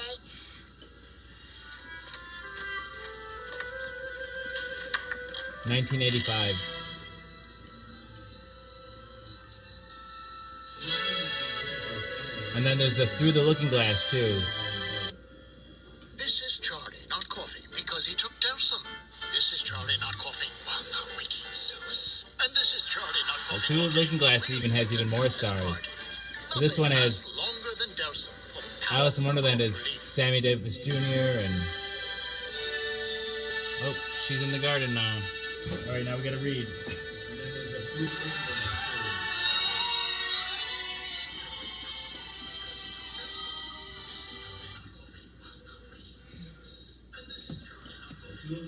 This is where it left off in the book. Okay. Chapter 8. The Queen's Croquet Guard. The Queen's Croquet Ground. A large rose tree stood near the entrance of the garden. The roses growing on it were white, but there were 3 gardeners at it, busily painting them red. Alice thought this a very curious thing, and she went up nearer to watch them. And just as she came up to them, she heard one of them say, "Look out now, 5. Don't go splashing paint over me like that." "I couldn't help it," said 5 in a sulky tone. 7 jogged my elbow. On which 7 looked up and said, "That's right, 5. Always lay blame on others." "You'd better not talk," said 5. "I heard the Queen say only yesterday you deserve to be beheaded." "What for?" said the one who had spoken first. "That's none of your business." 2, said 7. "Yes, it's his business," said 5. "And I'll tell him. It was for bringing the cook tulip roots instead of onions." 7 flung down his brush and had just begun, well, of all the unjust things, when his eye chanced to fall upon Alice as she stood watching them, and he checked himself suddenly. The others looked around also, and all of them bowed low. "Would you tell me, please," said Alice, a little timidly, "why are you painting those roses?" 5 and 7 said nothing, but looked at 2. 2 began in low voice, "Why, the fact is, you see, miss, this here ought to have been a red rose tree, and we put a white one in by mistake, and if the Queen was to find out, we should all have our heads cut off, you know. So you see, miss, we're doing our best afore she comes to." And at this moment, 5, who had been anxiously looking across the garden, called out, "The Queen! The Queen!" And the 3 gardeners instantly threw themselves flat upon their faces. There was a sound of many footsteps, and Alice looked around, eager to see the Queen. First came 10 soldiers carrying clubs. These were all shaped like the 3 gardeners, oblong and flat, with their hands and feet at the corners. And next, the 10 courtiers. These were all ornamented all over with diamonds, and walked 2 by 2 as the soldiers did. After these came the royal children. There were 10 of them, and the little dears came jumping merrily along, hand in hand in couples. They were all ornamented with hearts. Next came the guests, mostly kings and queens. Among them Alice recognized the White Rabbit. It was talking in a hurried, nervous manner, smiling at everything that was said, and went by without noticing her. Then followed the Knave of Hearts, carrying the king's crown. He stole the tarts. Carrying the king's crown on a crimson velvet cushion. And the last of this grand procession came the king and queen of hearts. Alice was rather doubtful whether she ought not to lie down on her face like the 3 gardeners, but she could not remember ever having heard of such a rule at processions. And besides, what would be the use of a procession, thought she, if people all had to lie down on their faces so that they couldn't see it? So she stood where she was and waited. When the procession came opposite to Alice, they all stopped and looked at her, and the Queen said severely, "Who is this?" she said to the knave of hearts, who only bowed and smiled and replied, "Idiot," said the queen, tossing her head impatiently and turning to Alice, and she went on, "What's your name, child?" "My name is Alice, so please your majesty," said Alice very politely, but she added to herself, "Why, they're only a pack of cards after all. I needn't be afraid of them." "And who are these?" said the queen, pointing to the three gardeners who were lying round the rose tree. For you see, as they were lying on their faces, the patterns on their back were the same as the rest of the pack. She could not tell whether they were gardeners or soldiers or courtiers, or three of her own children. "How should I know?" said Alice, surprised at her own courage. "It's no business of mine." The queen turned crimson with fury and began glaring at her for a moment, like a wild beast, began screaming, "Off with her head! Off with—" "Nonsense," said Alice very loudly and decidedly, and the queen was silent. The queen laid his hand upon her arm and timidly said, "Consider my dear, she is only a child." The queen turned angrily away from him and said to the knave, "Turn them over." The knave did so very carefully with one foot. "Get up," said the queen in a shrill, loud voice, and the three gardeners instantly jumped up and began bowing to the king, the queen, the royal children, and everybody else. "Leave off that," screamed the queen. "You make me giddy." And then, turning to the rose tree, she went on, What have you been doing here?" "May it please your majesty," said the two in a very humble tone. "We were going down on one knee as he spoke. We were trying—" "I see," said the queen, who had meanwhile been examining the roses. "Off with their heads." And the procession moved on, three of the soldiers remaining behind to execute the unfortunate gardeners who ran to Alice for protection. "You shan't be beheaded," said Alice, and she put them in a large flower pot that stood near. The three soldiers wandered about for a minute or two, looking for them, and then quietly marched off after the others. "Are their heads off?" shouted the queen. "Their heads are gone, if it please your majesty," the soldiers shouted in reply. "That's right," shouted the queen. "Can you play croquet?" The soldiers were silent and looked at Alice as the question was evidently meant for her. "Yes," shouted Alice. "Come on, then," roared the queen, and Alice joined the procession, wondering very much what would happen next. "It's a very fine day," said a timid voice at her side. She was walking by the white rabbit, who was peeping anxiously into her face. "Very," said Alice. "Where's the Duchess?" "Hush, hush," said the rabbit in a low, hurried tone. He looked anxiously over his shoulder as he spoke, and then raised himself up upon tiptoe, put his mouth close to her ear, and whispered, "She's under sentence for execution." "What for?" said Alice. "Did you say, 'What a pity'?" said the rabbit. "No, I didn't," said Alice. I don't think it's at all a pity. I said, 'What for?'" "She boxed the queen's ears," the rabbit began, and Alice gave a scream of laughter. "Oh, hush." The rabbit whispered in a frightened tone, "The queen will hear you. You see, she came rather late." And the queen said, "Get to your places," shouted the queen in a voice of thunder, and people began running about in all directions, tumbling against each other. However, they got settled down in a minute or two, and the game began. Alice thought she had never seen such a curious croquet ground in her life. It was all ridges and furrows. The croquet balls were live hedgehogs, and the mallets were live flamingos. The soldiers had to double themselves up and stand on their hands and feet to make the arches. The chief difficulty Alice found at first was in managing her flamingo. She succeeded in getting its body tucked away comfortably enough under her arm, with its legs hanging down, but generally, just as she had got its neck nicely straightened out and was going to give the hedgehog a blow with its head, it would twist itself round up and look up in her face with such a puzzled expression that she could not help bursting out laughing. And when she had got its head down, was going to begin again, it was very provoking to find that the hedgehog had unrolled itself and was in the act of crawling away. Besides all this, there was generally a ridge or a furrow in the way, wherever she wanted to send the hedgehog to. As the doubled-up soldiers were always getting up and walking off to other parts of the ground, Alice soon came to the conclusion that it was a very difficult game indeed. The players all played at once, without waiting for turns, quarreling all the while, fighting for the hedgehogs, and in a very short time the queen was in a furious passion, was stamping about and shouting, "Off with his head! Off with his head!" about once a minute. Alice began to feel very uneasy, to be sure. She had not as yet had any dispute with the queen, but she knew that it might happen any minute. And then, thought she, what would become of me? They're dreadfully fond of beheading people here. The great wonder is that there's any one left alive. She was looking about for some way of escape and wondering whether she could get away without being seen. when she noticed a curious appearance in the air. It puzzled her very much at first, but after watching it a minute or two, she made it out to be a grin. She said to herself, "It's the Cheshire Cat. Now I shall have somebody to talk to." "How are you getting on?" said the cat, as there was a mouth enough for it to speak with. Alice waited till the eyes appeared, then nodded. "It's no use speaking to it," she thought, "till its ears have come, or at least one of them." In another minute the whole head had appeared, and then Alice put down her flamingo and began an account of the game, feeling very glad she had someone to listen to her. The cat seemed to think that there was enough of it now in sight, and no more of it appeared. "I don't think they play at all fairly," Alice began in a rather complaining tone, "and they all quarrel so dreadfully. One can't hear oneself speak. And they don't seem to have any rules in particular. At least, if there are, nobody attends to them. And if you've no idea how confusing it all is, all the things being alive, for instance, that there's the arch I've got to go through next, walking at the other end of the ground, and I shall have croqueted the Queen's hedgehog just now, only it ran away when it saw mine coming."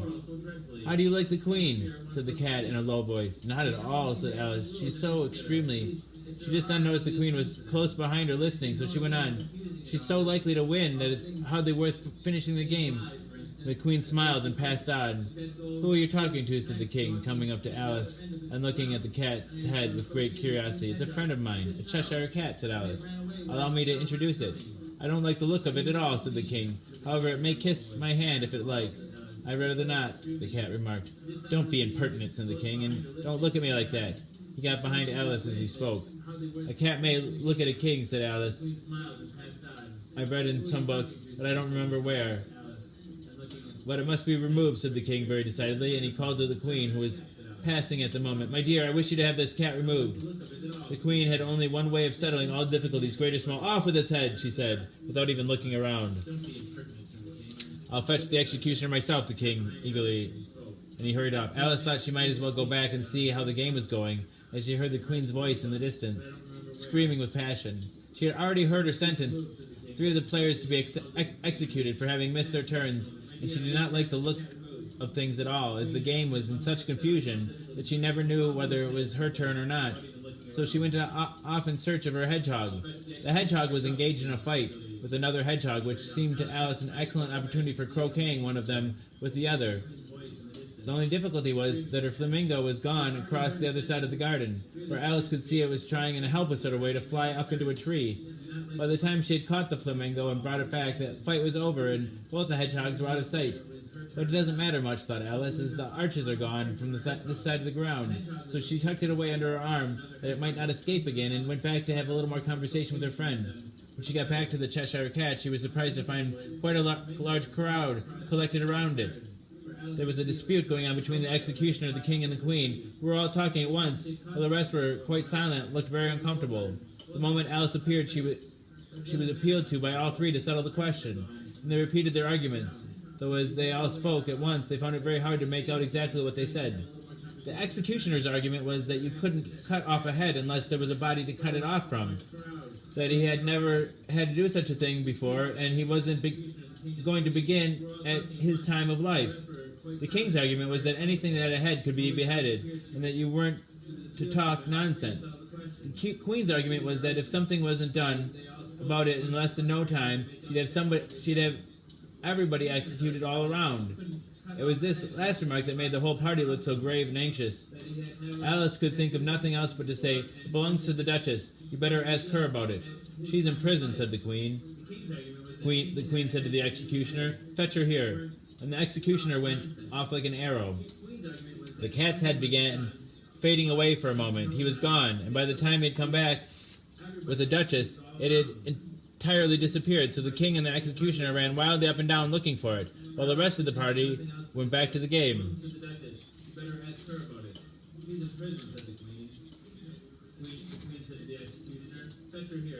All right. The cat's head began fading away for a moment. He was gone. By the time he come back with the Duchess, it had entirely disappeared. So the King and the executioner ran wildly up and down looking for it, while the rest of the party went back to the game.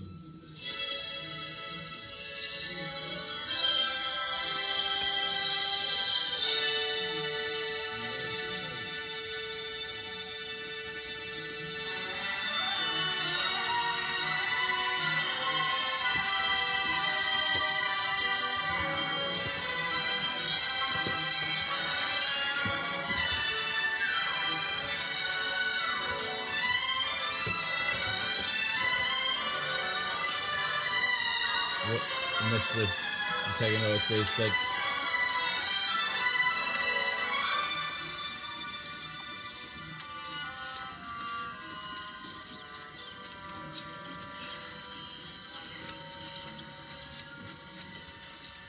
Excuse me, sirs. But would you tell me, please, why you're painting those roses? The fact is, you see, miss, this here ought to have been a red rose bush, and we put a white one in by mistake. Yes, and if the Queen was to find out, she'd cut our heads off, you know? The Queen, here comes the Queen.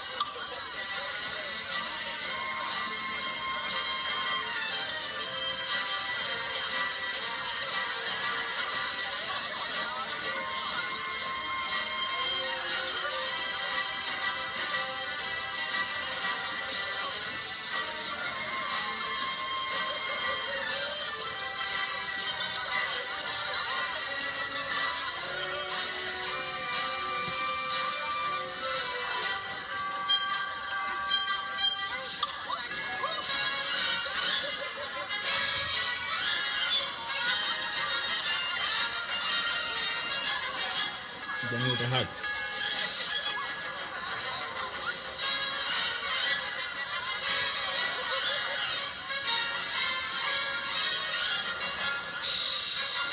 I don't know if you can hear me, but sometimes logging out of Facebook and logging back in can fix the video. Who is this? Who is what? Oh, I don't know. Idiot. What is your name, child? My name is Alice. May it please your majesty. We'll see about that. And who are these creatures? How should I know? It's no business of mine. Off with her head. Oh, come now, dear. Did you hear me? Off with her head. Nonsense! Nonsense. Oh, just for that, off with her head in small increments. Come now, dear. She's only a child. Did you think I was under the impression she was an alligator or a rutabaga? Of course she's a child, and a remarkably rude one. And if there's one thing I cannot stand, it's insubordination and impertinence. That's two things, your majesty. What? Laughing in such effrontery, you stop it right now! Ow! Ooh! Ow! Ooh! Oh, off with their heads! My dear, you must not exclude yourself. Really? When there are people who annoy you or seem determined to destroy you, there's just one thing that must be done. Off with their heads! Oh, that's rather drastic, isn't it, dear? When there I wondered. I didn't think so, but I didn't or have the completely nerve rule out to the not possibility. believe you, there's one response that's rather fun. Off with their heads! What about the population? Firm! You must be absolutely firm when required. I'm always firm, dear, always. Squirm! That's what they'll do when they perceive they've been fired. Or worse, never mind negotiation. You will find to rule your nation. All you need to keep your slaves under their beds.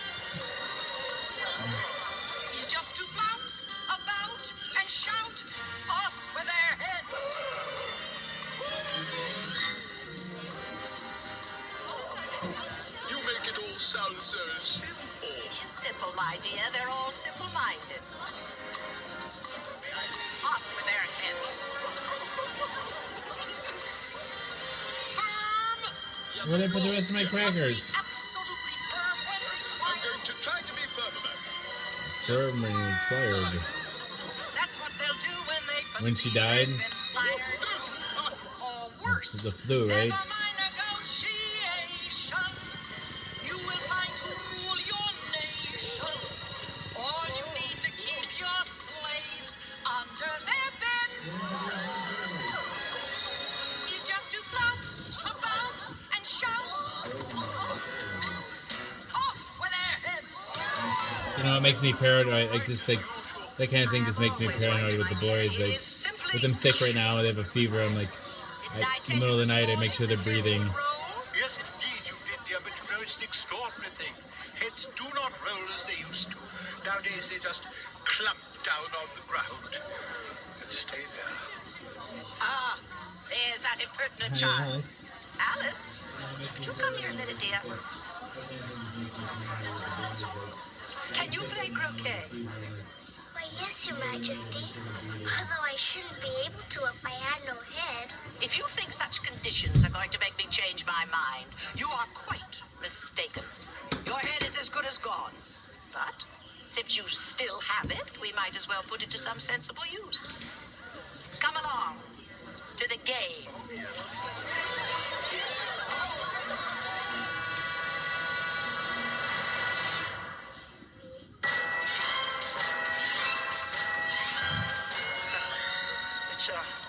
It's a very fine day.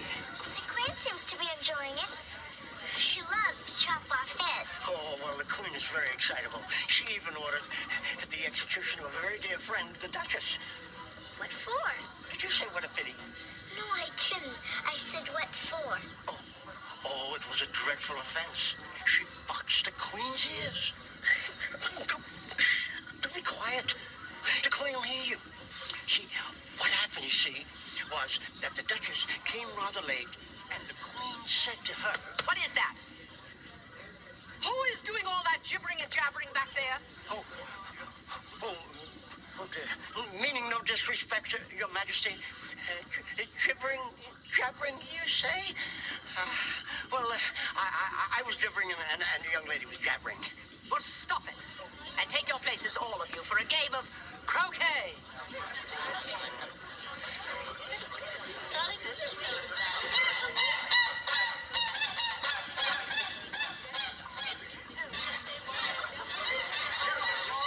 Well, tell me, Alice, my dear, are you a skillful croquet player?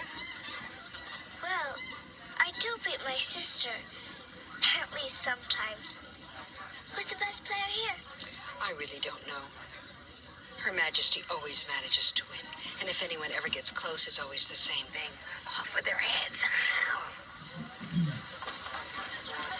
Excuse me, Your Majesty. I don't see any mallets. What are we going to use for mallets?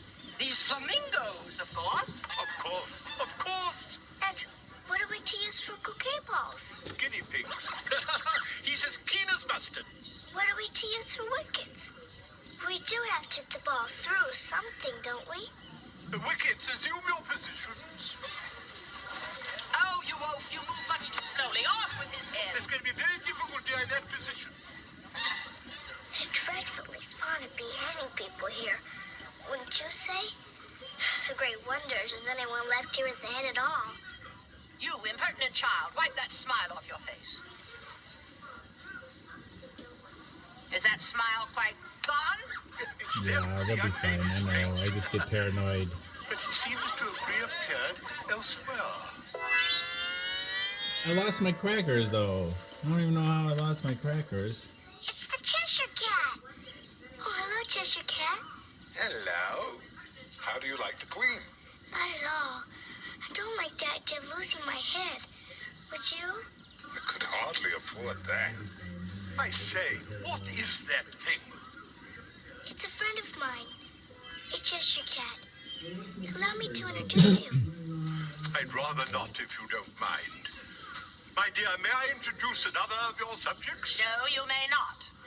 Ugh, off with his head, whoever or whatever it is. And off with his tail, too. There's more than one way to skin a cat, you know. I'm afraid he hasn't got a tail. You can't behead something that has no body. Well, you can try.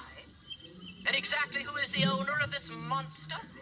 I think it belongs to the Duchess, Your Majesty. Perhaps you better I ask forget who her that about is. Is it Teddy That's Savalas or difficult, something? dear. You put her in prison. Fetch the Duchess here and be quick about it. I'm glad you got your video back, Lisa. When I get home, I have such wonderful stories to tell about kings and queens, strange creatures in such strange lands.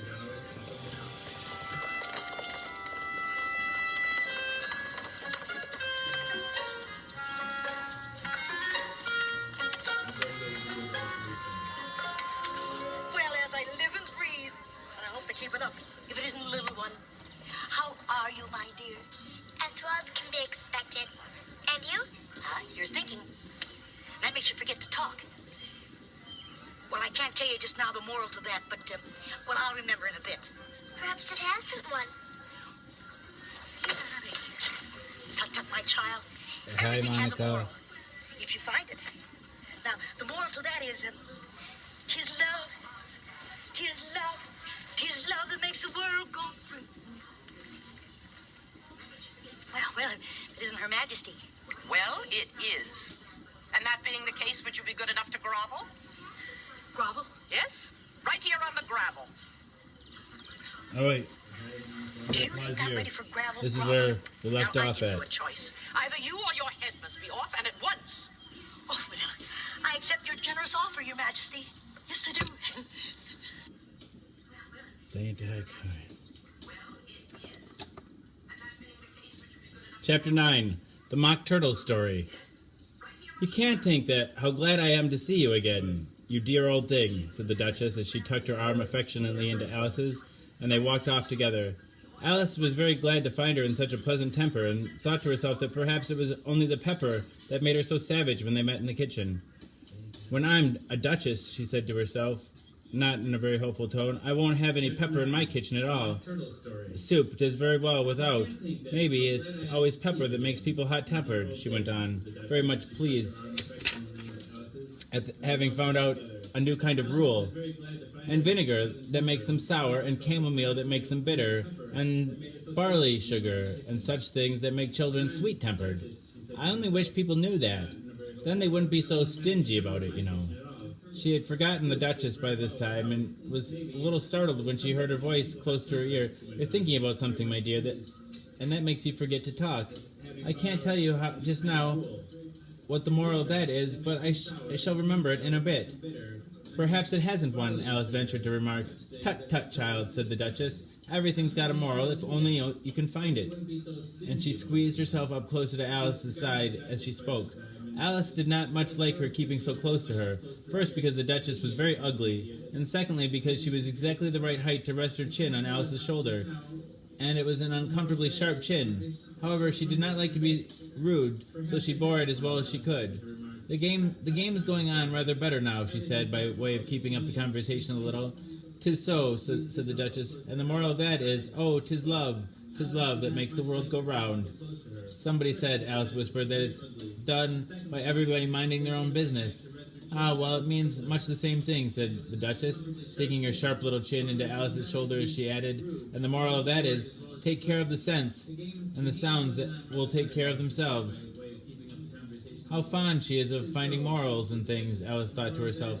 I dare say you're wondering why I don't put my arm around your waist, the Duchess said after a pause. The reason is that I'm doubtful about the temper of your flamingo. Shall I try the experiment? He might bite, Alice cautiously replied, not feeling at all anxious to have the experiment tried. Very true, said the Duchess. Flamingos and mustard both bite. And the moral of that is, birds of a feather flock together. Only mustard isn't a bird, Alice remarked. Right as usual, said the Duchess. What a clear way you have of putting things. It's a mineral, I think, said Alice.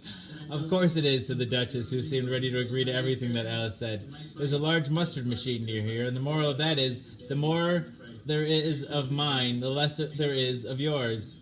Oh, I know, exclaimed Alice, who had not attended to this last remark. It's a vegetable. It doesn't quite like one. It doesn't look like one, but it is. I quite agree with you, said the Duchess, and the moral of that is, be what you would seem to be, or if you would like to put it more simply, never imagine yourself not to be otherwise than what it might appear to others, that what you were or might have been was not otherwise than that what you had been would have appeared to them to be otherwise. Words to live by. I think I should understand that better, Alice said very politely, if I had it written down. But I can't quite follow it, as you say it. That's nothing to what I could say if I chose, the Duchess replied in a pleased tone. Pray don't trouble yourself to say it any longer than that, said Alice. Oh, don't talk about trouble, said the Duchess. I'd make you a present of everything I've said as yet. A cheap sort of present, thought Alice. I'm glad people don't give birthday presents like that, but she did not venture to say it out loud. Thinking again, the Duchess asked, with another dig of her sharp little chin.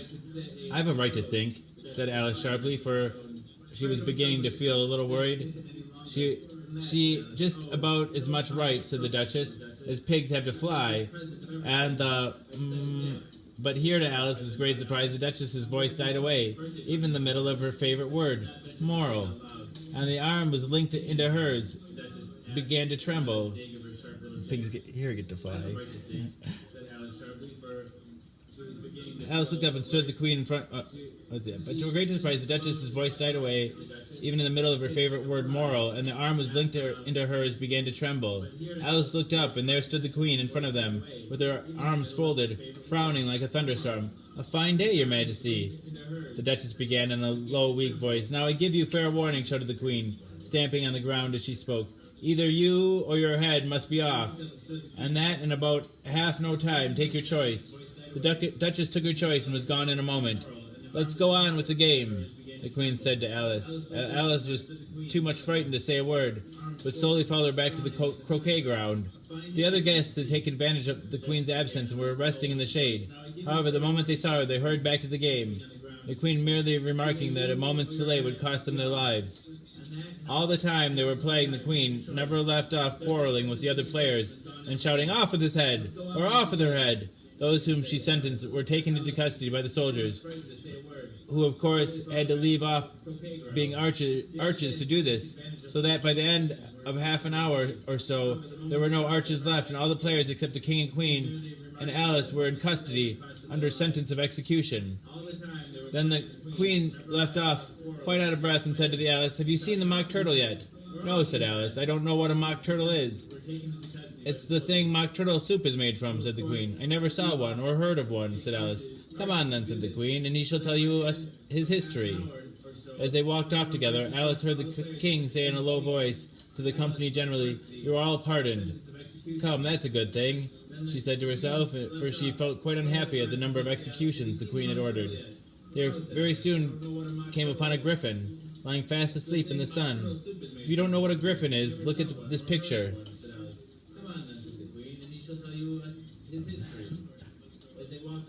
"Up, lazy thing," said the Queen, "and take this young lady to see the mock turtle, and to hear its history. His history. I must go back and see after some executions I have ordered." And she walked off, leaving Alice alone with the griffin. Alice did not quite like the look of the creature, but on the whole she thought it would be quite as safe to stay with it as go after that savage Queen, so she waited. The griffin sat up and rubbed its eyes. Then it watched the Queen till she was out of sight. Then it chuckled. "What fun," said the griffin, half to itself, half to Alice. "What is the fun?" said Alice. "Why, she," said the griffin. "It's all her fancy, that. They never executes nobody, you know. Come on." "Everybody says come on here," thought Alice, as she went slowly after it. "I never was so ordered about before in all my life, never." They had not gone far before they saw the mock turtle in the distance, sitting sad and lonely on the little ledge of rock, and as they came nearer, Alice could hear him singing as if his heart would break. She pitied him deeply. "What is his sorrow?" she asked the griffin, and the griffin answered very nearly in the same words as before, "It's all his fancy, that. He hasn't got no sorrow, you know. Come on." So they went up to the mock turtle, who looked at them with large eyes full of tears, but said nothing. This here young lady, said the Griffin, she wants to know your history. She do. I'll tell it her, said the Mock Turtle in a deep, hollow tone. Sit down, both of you, and don't speak a word till I finish. So they sat down, and nobody spoke for some minutes. Alice thought to herself, I don't see how he can ever finish if he doesn't begin. But she waited patiently. Once, said the Mock Turtle at last with a deep sigh, I was a real turtle. These words were followed by a very long silence, broken only by an occasional exclamation of from the Griffin, and the constant heavy sobbing of the mocking turtle. Alice was very nearly getting up and saying, Thank you, sir, for your interesting story, but she could not help thinking there must be more to come, so she sat still and said nothing. When we were little, the Mock Turtle went on at last, more calmly, though still sobbing, a little more now and then. We went to school in the sea. The master was an old turtle. We used to call him Tortoise. Why did you call him Tortoise if he wasn't one? Alice asked. We called him Tortoise because he taught us, said the Mock Turtle angrily. Really, you are very dull. You ought to be ashamed of yourself for asking such a simple question, added the Griffin, and then they both sat silent and looked at poor Alice, who felt ready to sink into the earth. At last the Griffin said to the Mock Turtle, Drive on, old fellow. Don't be all day about it. And he went on in these words. Yes, we went to this school in the sea, though you mayn't believe it. I never said I didn't, interrupted Alice. You did, said the Mock Turtle. Hold your tongue, said the Griffin. Before Alice could speak again, the Mock Turtle went on. We had the best of educations. In fact, we went to school every day. I've been to day school, too, said Alice. You needn't be so proud of it as all that. With extras? Asked the Mock Turtle a little anxiously. Yes, said Alice. We learned French and music. And washing? Said the Mock Turtle. Certainly not, said Alice indignantly. Ah, then yours wasn't a really good school, said the Mock Turtle in a tone of great relief. Now at ours, they had at the end of the bill French music and washing extra. You couldn't have wanted it much, said Alice, living at the bottom of the sea. I couldn't afford to learn it, said the Mock Turtle with a sigh. I only took the regular course. What was that? Inquired Alice. Reeling and writhing, of course, to begin with, the Mock Turtle replied, and then the different branches of arithmetic, ambition, distraction, uglification, and derision. I never heard of uglification, Alice ventured to say. What is it? The Griffin lifted up its paws in surprise. Never heard of uglifying? It exclaimed. You know what beauty is, I suppose. Yes, said Alice doubtfully. It means to make anything prettier. Well then, the Griffin went on, if you don't know what to uglify is, you are a simpleton. Alice did not feel encouraged to ask any more questions about it, so she turned to the Mock Turtle and said, What else had you to learn? Well, there was mystery, the Mock Turtle replied, counting off the subjects on his flappers. Mystery, ancient and modern, seaography, then drawing. The drawing master was an old conger eel that used to come once a week. He taught us drawing, stretching, and fainting in coils.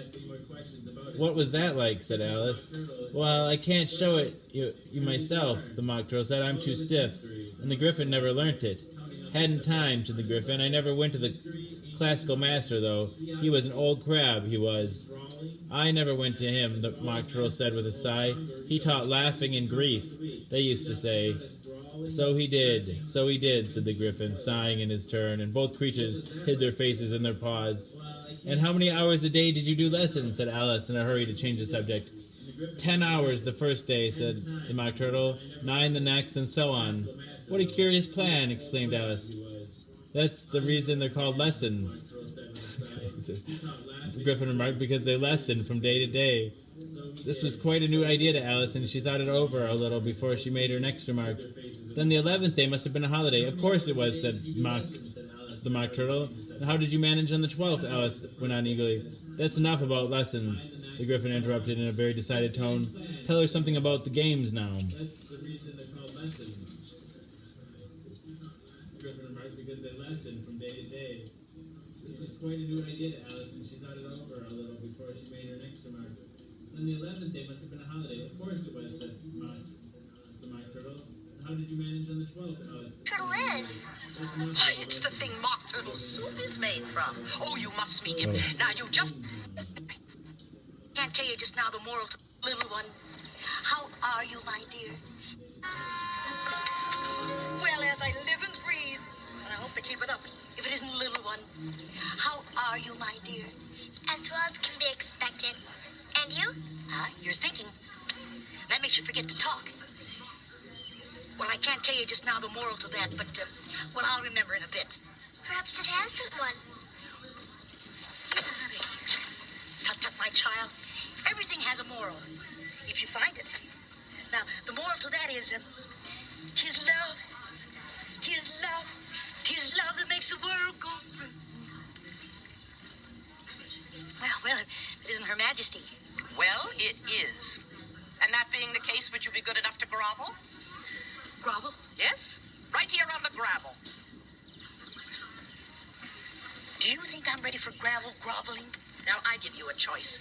Either you or your head must be off, and at once. Oh, well, I accept your generous offer, Your Majesty. Yes, I do. Ta-ta. Johnny Mosh, Richard Get Cardell. out of here. Hello, everyone. Bad riddance to good Somebody rubbish. says many great stars. I can't read the rest of it. There are a lot of great stars in both the. I think you both got of that these. backwards. Oh? Have I? Bad rubbish to good riddance. No, it's good riddance to bad rubbish. What mockery. Speaking of mockery, have you met the Mock Turtle yet? I don't think so, Your Majesty. But then, I don't even know what a mock turtle is. Why, it's the thing Mock Turtle soup is made from. Oh, you must meet him. Now, you just follow that path and you'll see him. I must attend to some executions. Well, they just got rid of the griffin altogether.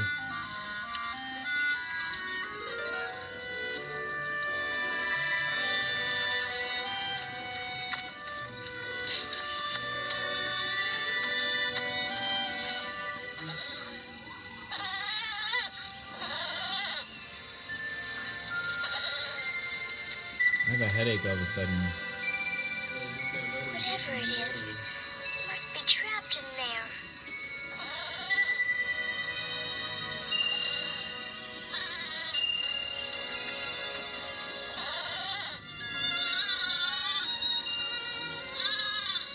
Oh, that poor little goat.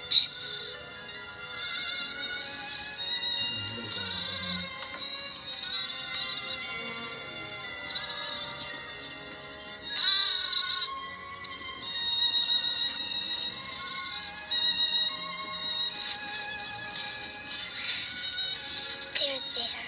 Don't cry.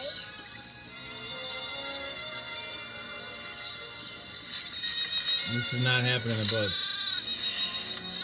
My little goat, you hurry back to your mother. I'm sure she misses you. I'm sure mine does too.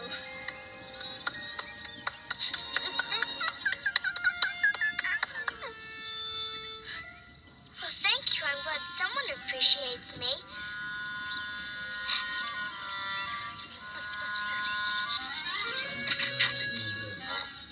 Thank you.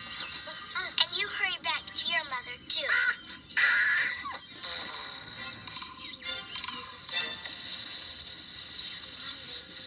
Goodbye.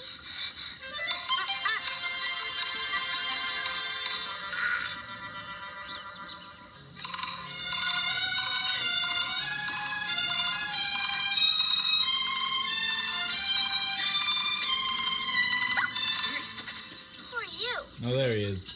Are you a mock turtle? A mock turtle?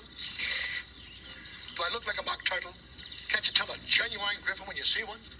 I'm so sorry, Mr. Griffin. Her Majesty told me that I'd meet the mock turtle here. Oh, I'm Oh, you very mean that sorry, off with his head, Sidra. Queen? She's a flippity-gibbet. Flippity-gibbet, flippity-gibbet, flippity-gibbet. Flippity what? A silly ninny. All the executions she orders, they never come about. They're all her fancy. But why does she even order them? Why? Why? The eternal why of a child. Ah, but enough of my griphosophy. I'll take her to the mock turtle. Come on. Everybody says come on. I never was to order around before in all my life. Never. Come on.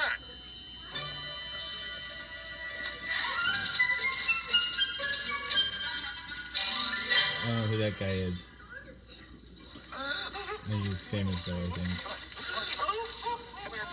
There's the Mock There's Turtle. Mock Turtle, right there. Who are you? I'm Alice. Guess what his sorrow is? Well, he must want to go home. I know why I'm so sad, Mr. Mock Turtle. I want to go home. I just seem to be getting further and further away. But why are you crying? It's all his morbid imagination. He really has no sorrow. Oh, shut up, Griffin. Yes, Mr. Griffin, please. But what is the matter, Mr. Mock Turtle? Oh, my dear. Once I was a real turtle. We went to school in the sea. My teacher was an old... Oh, that's Ringo Starr. We used to call him Tortoise. But why did you call him Tortoise if he was really a turtle? We called him Tortoise because he taught us. Really, you are very dull. You ought to be ashamed of yourself. No such Answer you. such a silly question. Please tell me more.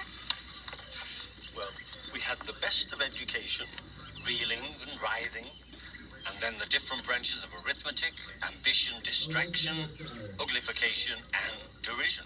Oh, shut up, Mock Turtle. Enough about your lessons. Why don't you sing the little girl a song? Well, if I'm going to sing anything, I suppose a song is a good choice. Oh, I don't know. You could sing her a sea shanty. That's a thought. I used to live in a sea shanty, but I didn't care for it much. For the roof leaked, as I recall. Now really, Mr. Turtle. Oh, you don't have to be so formal. You can call me by my first name, And what is that? Mock. That's what my mother used to call me. Mock, she'd say. Well, whoever you are, and whatever you are, absolutely nothing you say makes any sense at all. Oh, that's the nicest compliment I've ever been paid. There's too much sense in the world for me, in my humble opinion.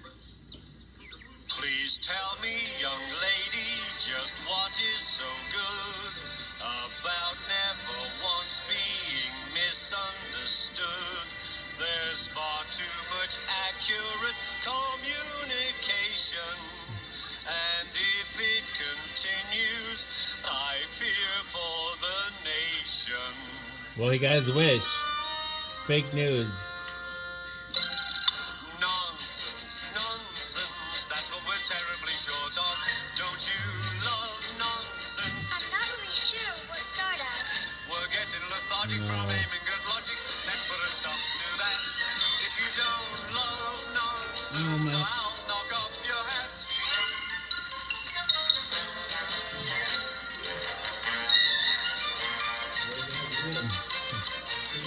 Nonsense, nonsense. That's a griffin. Simply can't do without it. Burn incense to nonsense and sing us a song about it. Let young Master Billy be hopelessly silly until he is blue in the face.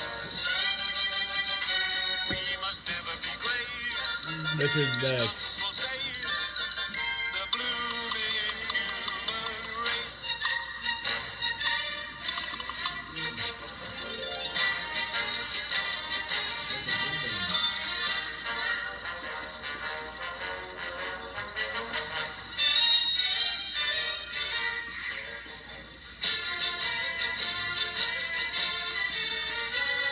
Carl Wood and Richard Johnson.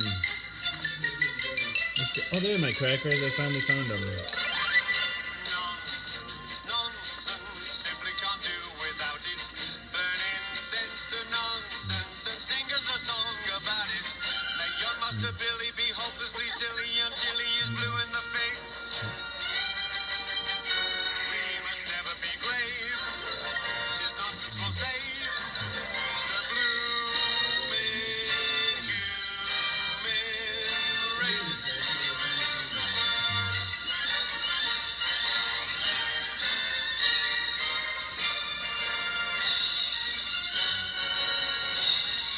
No, really. Now, tell us about your adventures. I would tell you my adventures beginning from this morning. It's no use going back to yesterday. Because I was a different person then. The trial's beginning! The trial's beginning! Come on, come on. What trial is it? Never mind, come on. Bye, Alice. Bye, Griffin.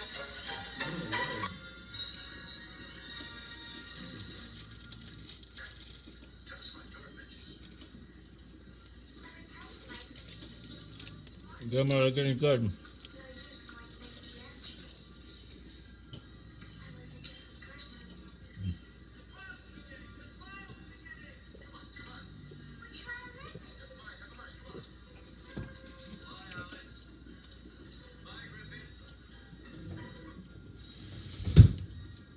I need some ibuprofen.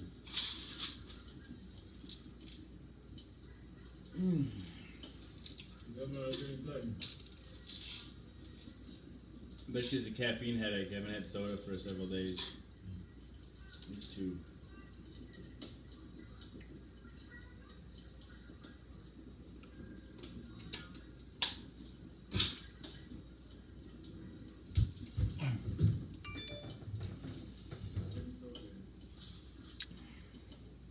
They're crackers, really. Do you call it chips crackers chips? Same diff?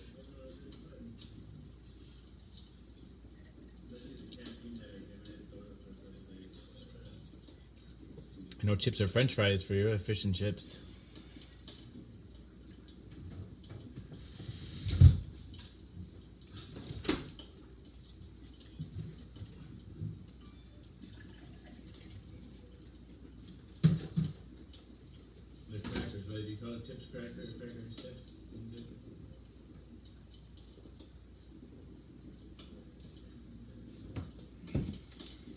They're crackers, really. Do you call it chips crackers chips? No chips are French fries for you, fish and chips.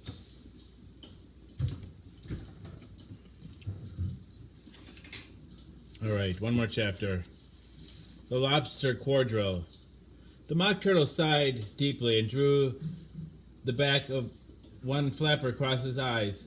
He looked at Alice and tried to speak, but for a minute or two sobs choked his voice, same as if he had a bone in his throat, said the Griffin, and set it to work shaking him and punching him in the back. At last the Mock Turtle recovered his voice, and with tears running down his cheeks, he went on again.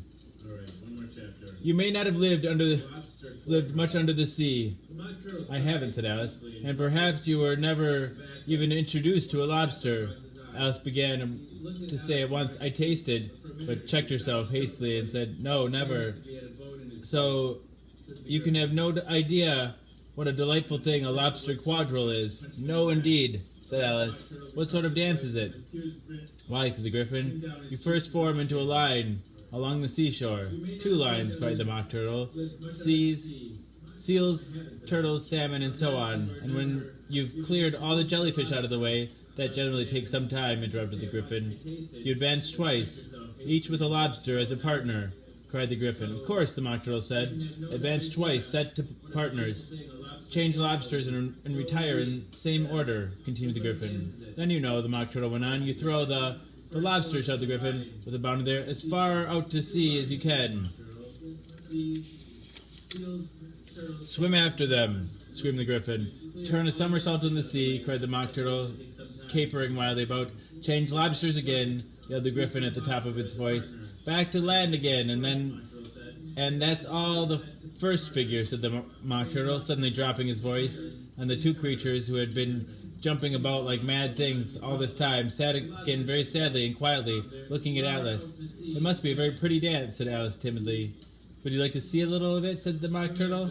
Very much indeed, said Alice. Come, let's try the first figure, said the Mock Turtle to the Griffin. We can do it without lobsters, you know. Which shall sing? Oh, you sing, said the Griffin. I've forgotten the words. So they began solemnly dancing round and round Alice, every now and then treading on her toes, when they passed too close and waving their forepaws to mark the time, while the Mock Turtle sang this very slowly and sadly. Will you walk a little faster? Said a whiting to a snail. There's a porpoise close behind us, and he's treading on my tail. So how eagerly the lobsters and the turtles all advance. They are waiting on the shingle. Will you come and join the dance? Will you? Won't you? Will you? Won't you? Will you join the dance? Will you? Won't you? Will you? Won't you join the dance? If we're for real, Hayden, if we're... You can really have no notion how delightful it will be when they take us up and throw us with the lobsters out to sea. But the snail replied, too far, and gave a look askance. Said he thanked the whiting kindly, but would not join the dance. Would not, could not, would not, could not, would not join the dance. Would not, could not, would not, could not join the dance. What matters how far we go? His scaly friend replied. The further off from England, the nearer is to France. There is another shore, you know, upon the other side. Then turn not pale, beloved snail, but come and join the dance. Well, thank you, for real. Will you, won't you, will you, won't you, will you join the dance? Will you, won't you, will you, won't you, will you join the dance? Thank you. It's a very interesting dance to watch, said Alice, feeling very glad it was over at last. And I do so like the curious song about the whiting.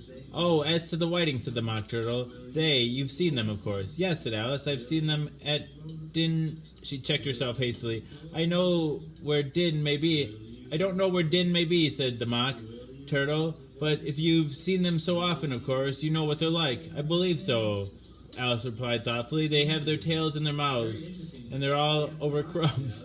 You're wrong about the crumbs, said Mock Turtle. Crumbs would wash off in the sea, but they have their tails in their mouth. And the reason for this is... Here, the Mock Turtle yawned and shut his eyes to tell her about the reason for all that. He said to the Griffin, the reason is, said the Griffin, that they would go with the lobsters to the dance. They got thrown out to the seas, so they had to fall a long way, so they got their tails fast in their mouths, so they couldn't get them out again, that's all. Thank you, said Alice. It's very interesting. I never knew so much about a whiting before. I can tell you more than that if you like, said the Griffin. Do you know why it's called a whiting? I never thought about it, said Alice. Why, it does the boots and shoes. The Griffin replied very solemnly. Alice was thoroughly puzzled. Does the boots and shoes? She repeated in a wondering tone. Why, what are your shoes done with? Said the Griffin. I mean, what makes them so shiny? Alice looked down at them and considered a little before she gave her answer. They're done with blacking, I believe. Boots and shoes under the sea, the Griffin went on in a deep voice, are done with whiting. Now you know. Now what are they made of? Alice asked in a tone of curiosity. Soles and eels, of course, the Griffin replied rather impatiently. Any shrimp could have told you that. If I'd been the whiting, said Alice, whose thoughts were still running on the song, I'd have said to the porpoise, keep back, please. We don't want you with us. They were obliged to have him with them. The Mock Turtle said, no wise fish would go anywhere without a porpoise. Wouldn't it really? Said Alice in a tone of great surprise. Of course not, said the Mock Turtle. Why, if a fish came to me and told me he was going on a journey, I should say, with what porpoise? Do you mean purpose? Said Alice. I mean what I say, the Mock Turtle replied in an offended tone, and the Griffin added, come, let's hear some of your adventures. I could tell you my adventures beginning from this morning, said Alice a little timidly, but it's no use going back to yesterday, because I was a different person then. Explain all that, said the Mock Turtle. No, the adventures first, said the Griffin, in an impatient tone. Explanations take such a dreadful time. So Alice began telling him her adventures from the time she first saw the White Rabbit. She was a little nervous about it, just at first. The two creatures got so close to her on each side and opened their mouths and eyes and mouths so very wide, but she gained courage as she went on. Her listeners were perfectly quiet till she got to the part about her repeating of your old father William to the caterpillar, and the words are all coming out different. And the Mock Turtle drew a long breath and said, "That's very curious." "It's all about as curious as it can be," said the Griffin. "It all came different," the Mock Turtle repeated thoughtfully. "I should like to hear her try and repeat something now. Tell her to begin." He looked at Griffin, and if he thought it and had some kind of authority over Alice. "Stand up and repeat." "'Tis the voice of the sluggard," said the Griffin. "How creatures order one about, and make one repeat lessons," thought Alice. "I might just as well be at school at once." However, she got up and began to repeat it. Her head was so full of the lobster quadrille she hardly knew what she was saying, and the words came very queer indeed. "'Tis the voice of the lobster, I heard him declare, you have baked me too brown, I must sugar my hair. As a duck with his eyelids, as he with his nose, trims his belt and his buttons and turns out his toes. With the sands are all dry, he is gay as a lark, and will talk in contemptuous tones of the shark. But when the tide rises and the sharks are around, his voice has a timid and tremulous sound." "That's different from what I used to say when I was a child," said the Griffin. "Well, I've never heard it before," said the Mock Turtle, "but it sounds uncommon nonsense." Alice said nothing. She sat down with her face in her hands, wondering if anything would ever happen in a natural way again.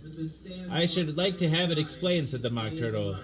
She shan't explain it," said the Griffin hastily. "Go on with the next verse." "But about his toes," the Mock Turtle persisted. "How could he turn them out with his nose, you know?" "It's the first position in dancing," Alice said, but she was dreadfully puzzled by the whole thing and longed to change the subject. "Go on with the next verse," said Griffin. The Griffin repeated. It begins, "I passed by his garden." Alice did not dare disobey, though she felt sure it would come out all wrong, and she went on in a trembling voice. "I passed by his garden, and marked with one eye how the owl and the panther were sharing a pie. The panther took pie crust and gravy and meat, while the owl and the dish as its share of the treat. When the pie was all finished, the owl as a boon was kindly permitted to pocket the spoon, while the panther received the knife and fork with a growl and concluded the banquet by—" "What is the use of repeating all that stuff?" the Mock Turtle interrupted, "if you don't explain it as you go on? It's by far the most confusing thing I ever heard." Yes, I think you better leave off," said the Griffin, and Alice was only too glad to do so. "Shall we try another figure of lobster quadrille?" the Griffin went on, "or would you like the Mock Turtle to sing you another song?" "Oh, a song, please, if the Mock Turtle would be so kind." Alice replied so eagerly that the Griffin said in a rather offended tone, "No accounting for tastes. Sing our turtle soup, will you, old fellow?" The Mock Turtle sighed deeply and began in a voice choked with sobs to sing this. "Beautiful soup, so rich and green, waiting in a hot tureen. Who for such dainties would not stoop? Soup of the evening, beautiful soup." I hope Eminem is here for this. "Soup of the evening, beautiful soup, beautiful soup, beautiful soup, soup of the evening, beautiful soup, beautiful soup. Who cares for fish, game, or any other dish? Who would not give all else for 2 pennyworth of beautiful soup? Pennyworth only of beautiful soup, beautiful soup, beautiful soup, soup of the evening, beautiful, beautiful soup." "Chorus again," cried the Griffin, and the Mock Turtle had just begun to repeat it when a cry of "The trial's beginning" was heard in the distance. "Come on," cried the Griffin, and taking Alice by the hand, it hurried off without waiting for the end of the song. "What trial is it?" Alice panted as she ran, but the Griffin only answered, "Come on," and ran the faster, while more and more faintly came, carried on the breeze that followed them, the melancholy words, "Soup of the evening, beautiful soup." Oh my goodness. "Come on," cried the Griffin, and taking Alice by the hand, it hurried off without waiting for the end of the song. "What trial is it?" Alice panted as she ran. Let's see how far this goes. Let's see where this is going here. The faster, while more and more faintly came, carried on the breeze that followed them, the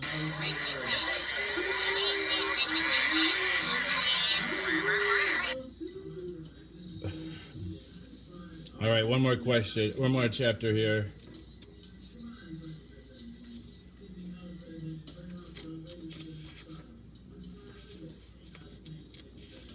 Let's see how far this is going here. The king. This is Who Stole the Tarts, chapter 11. The king and queen of hearts were seated on their throne when they arrived, with a great crowd assembled about them. All sorts of little birds and beasts, as well as the whole pack of cards.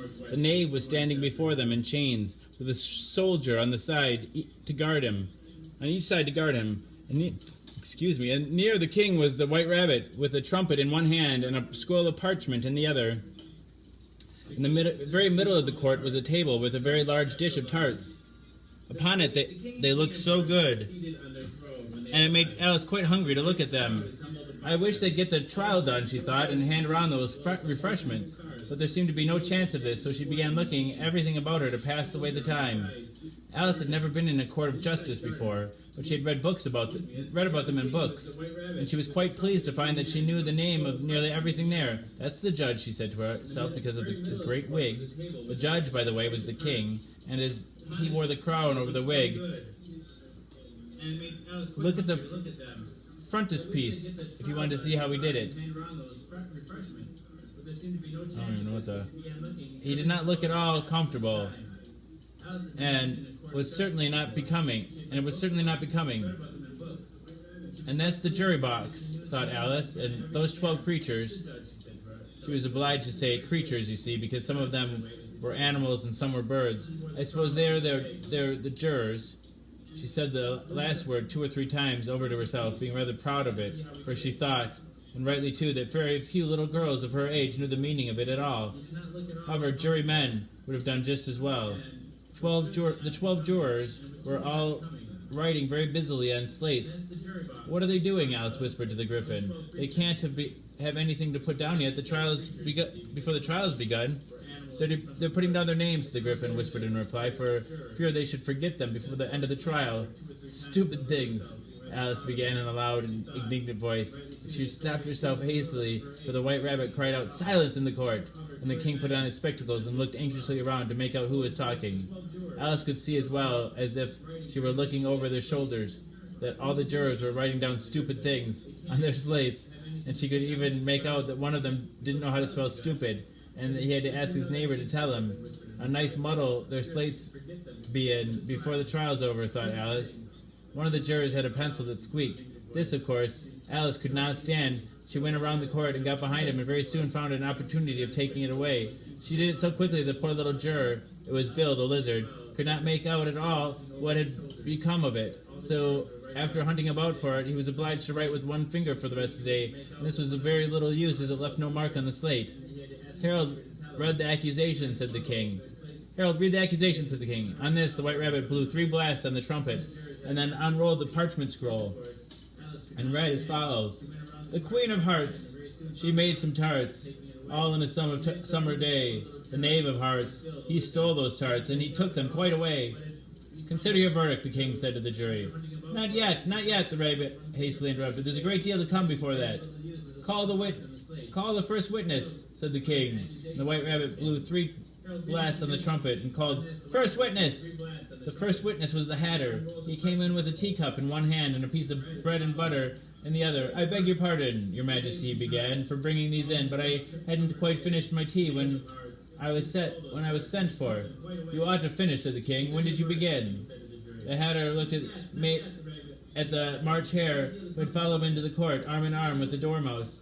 14th of March, I think it was, he said. 15th, the March Hare. 16th, said the Dormouse. Write that down, the king said to the jury, and the jury eagerly wrote down all 3 dates on their slates, and then added them up and reduced the answer to shillings and pence. Take off your hat, the king said to the Hatter. It isn't mine, said the Hatter. Stolen, the king exclaimed, turning to the jury, who instantly made a memorandum of the fact. I keep them to sell, the Hatter added as an explanation. I'm none of my own. I'm a Hatter.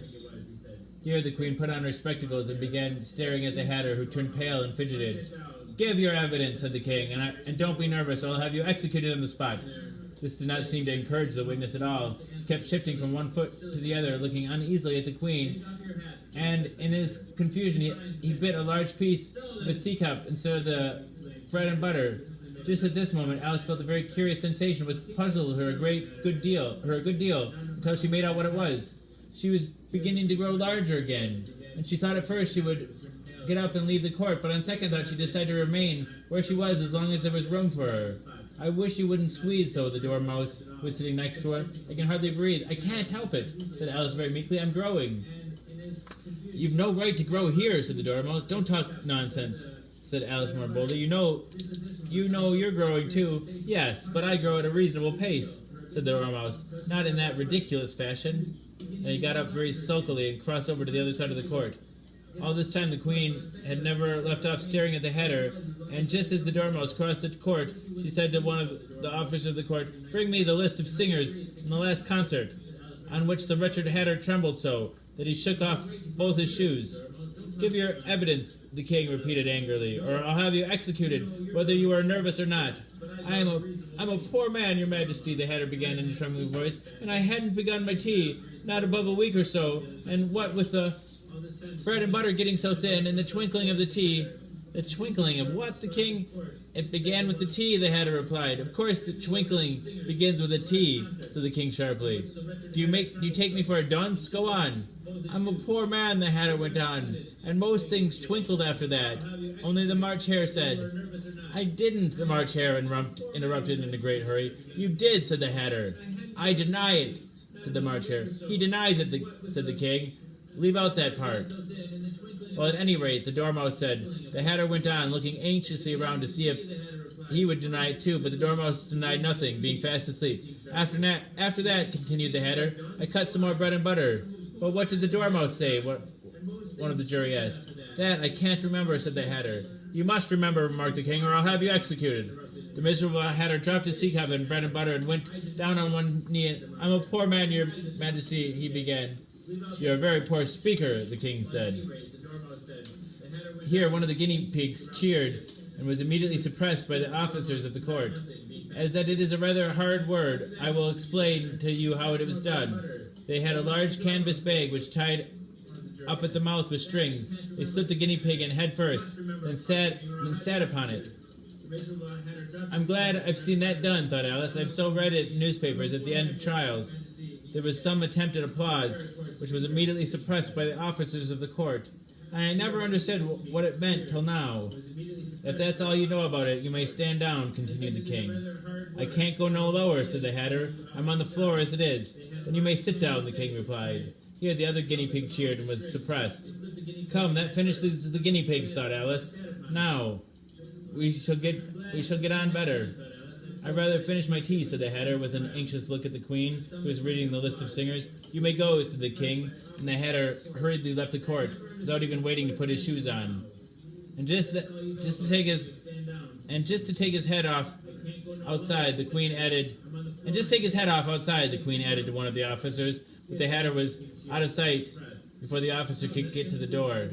"Call the next witness," said the king. The next witness was the Duchess's cook. She carried the pepper box in her hand, and Alice guessed who it was even before she got into court by the way the people near the door began sneezing all at once. "Give your evidence," said the king. "Shan't," said the cook. The king looked anxiously at the White Rabbit, who said in a low voice, "Your Majesty must cross-examine this witness." "Well, if I must, I must," the king said with a melancholy air. After folding his arms, frowning at the cook till his eyes were nearly out of sight, he said in a deep voice, "What are tarts made of?" "Pepper, mostly," said the cook. "Treacle," said a sleepy voice behind her. "Collar that Dormouse." Molasses to you. "Collar that Dormouse," the queen shrieked. "Behead the Dormouse. Turn that Dormouse out of court. Suppress him. Pinch him. Off with his whiskers." For some minutes the whole court was in confusion, getting the Dormouse turned out, and by the time they had settled down again, the cook had disappeared. "Never mind," said the king with an air of great relief. "Call the next witness." And he added in an undertone to the queen, "Really, my dear, you must cross-examine the next witness. It makes my forehead ache."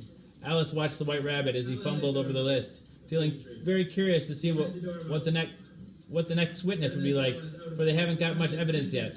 She said to herself, imagine her surprise when the white rabbit read out at the top of his shrill voice the name Alice. Never mind when the king with an air of great relief. Call the next witness. And you added in an undertone to the queen, really, my dear, you must cross-examine the next witness. It quite makes my forehead ache.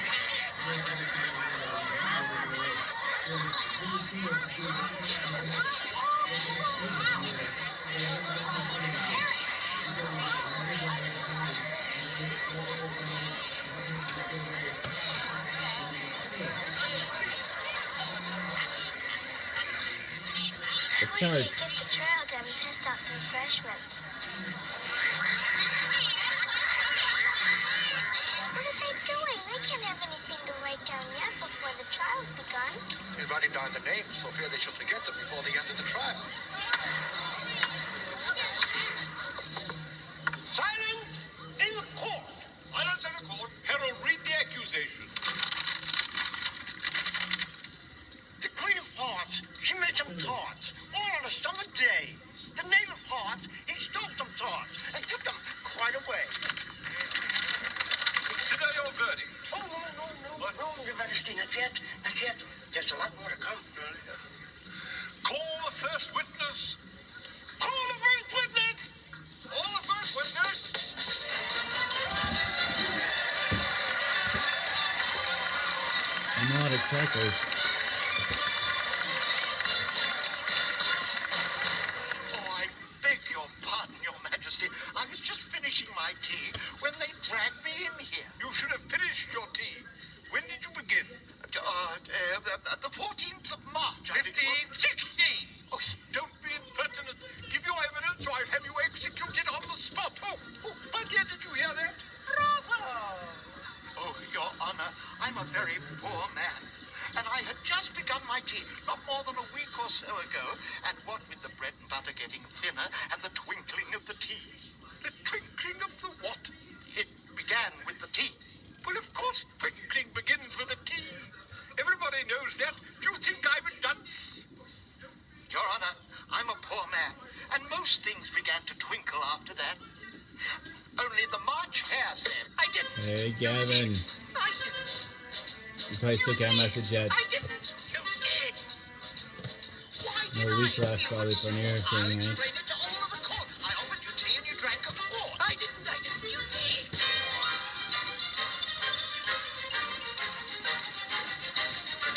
I didn't. He denies it. Strike it out.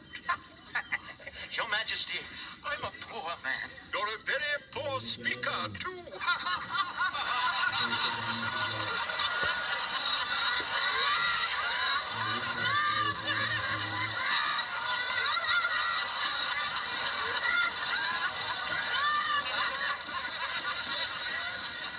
If that's all you know about the case, you may stand down.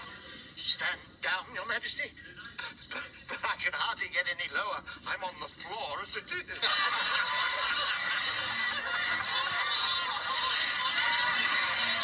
Well, then simply go.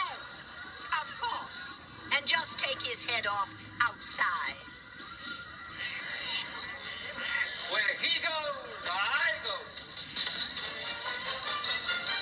Call the next witness. Call the next witness. Call the next witness.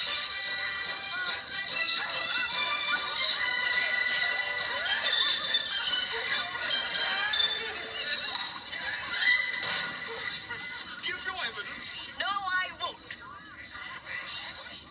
Your Majesty, you must cross-examine the witness. Must I? Of course you must. Why must I? Because I say so. Oh, of course, that's different. What are tarts made of? What? Tarts. What is a tart made of? Well, tart starts with a T. Then you add an A. Then you add an R. Then you add... No! What are the ingredients? Oh, well, pepper. Lots of pepper. They certainly are not. They are made of Pringles. Pepper, pepper, pepper, pepper, pepper, pepper. Pringles. You are an idiot. It's pepper. Off with his head. And after that, pinch off his whiskers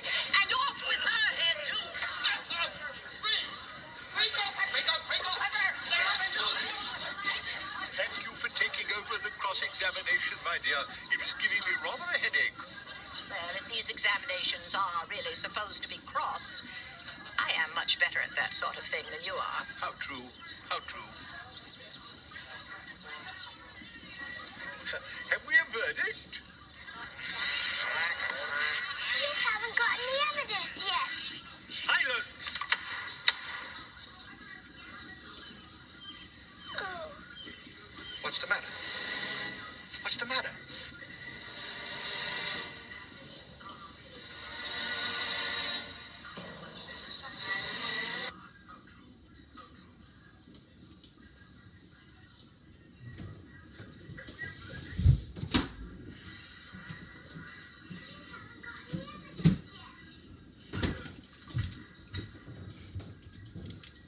Gonna have a little yogurt here.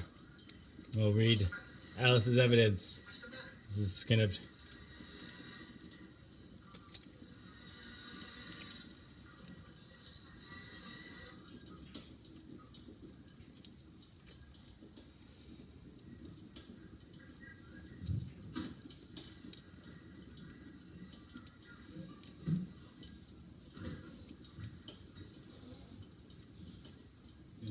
over here. We'll read Alice's evidence. This is kind of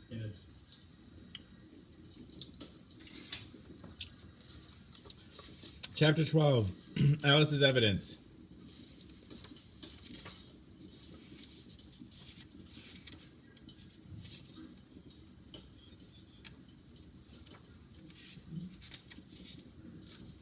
This is the last chapter in the book. Here, cried Alice, quite forgetting in the flurry of the moment how large she had grown in the last few minutes. And she jumped up in a hurry that she tipped over the jury box with the edge of her skirt, upsetting all the jurymen on the heads of the crowd below. And there they lay sprawling about, reminding her very much of a globe of goldfish she had once accidentally upset the week before. Oh, I beg your pardon, she explained. Sophie, get out of there. Sophie, hey, Sophie, get out of there. Here, cried Alice, quite forgetting in the flurry of the moment how large she had grown in the last few minutes. And she jumped up in a hurry that she tipped over the... Reminding her very much of the goldfish she had accidentally upset the week before. Oh, I beg your pardon, she exclaimed in a tone of great dismay, and began picking them up as quickly as she could. For the accent of the goldfish kept running in her head, and she had a vague sort of idea that they must be collected at once and put back in the jury box, or they would die.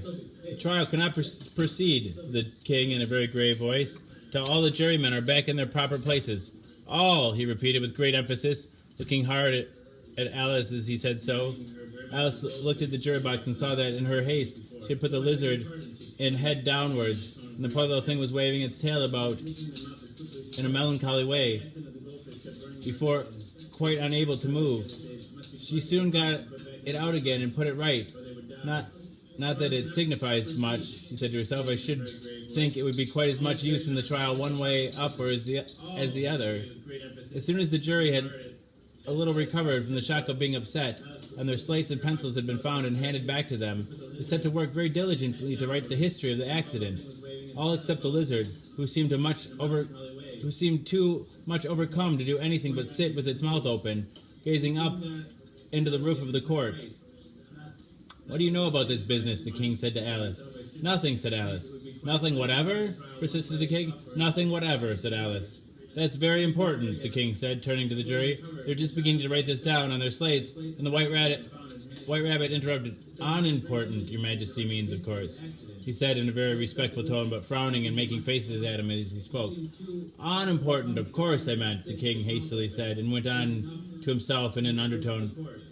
Important, unimportant, unimportant, important, as if he were trying which word sounded best. Some of the jury wrote it down important and some unimportant. Alice could see this as she was near enough to look over their slates. But it doesn't matter a bit, she thought to herself.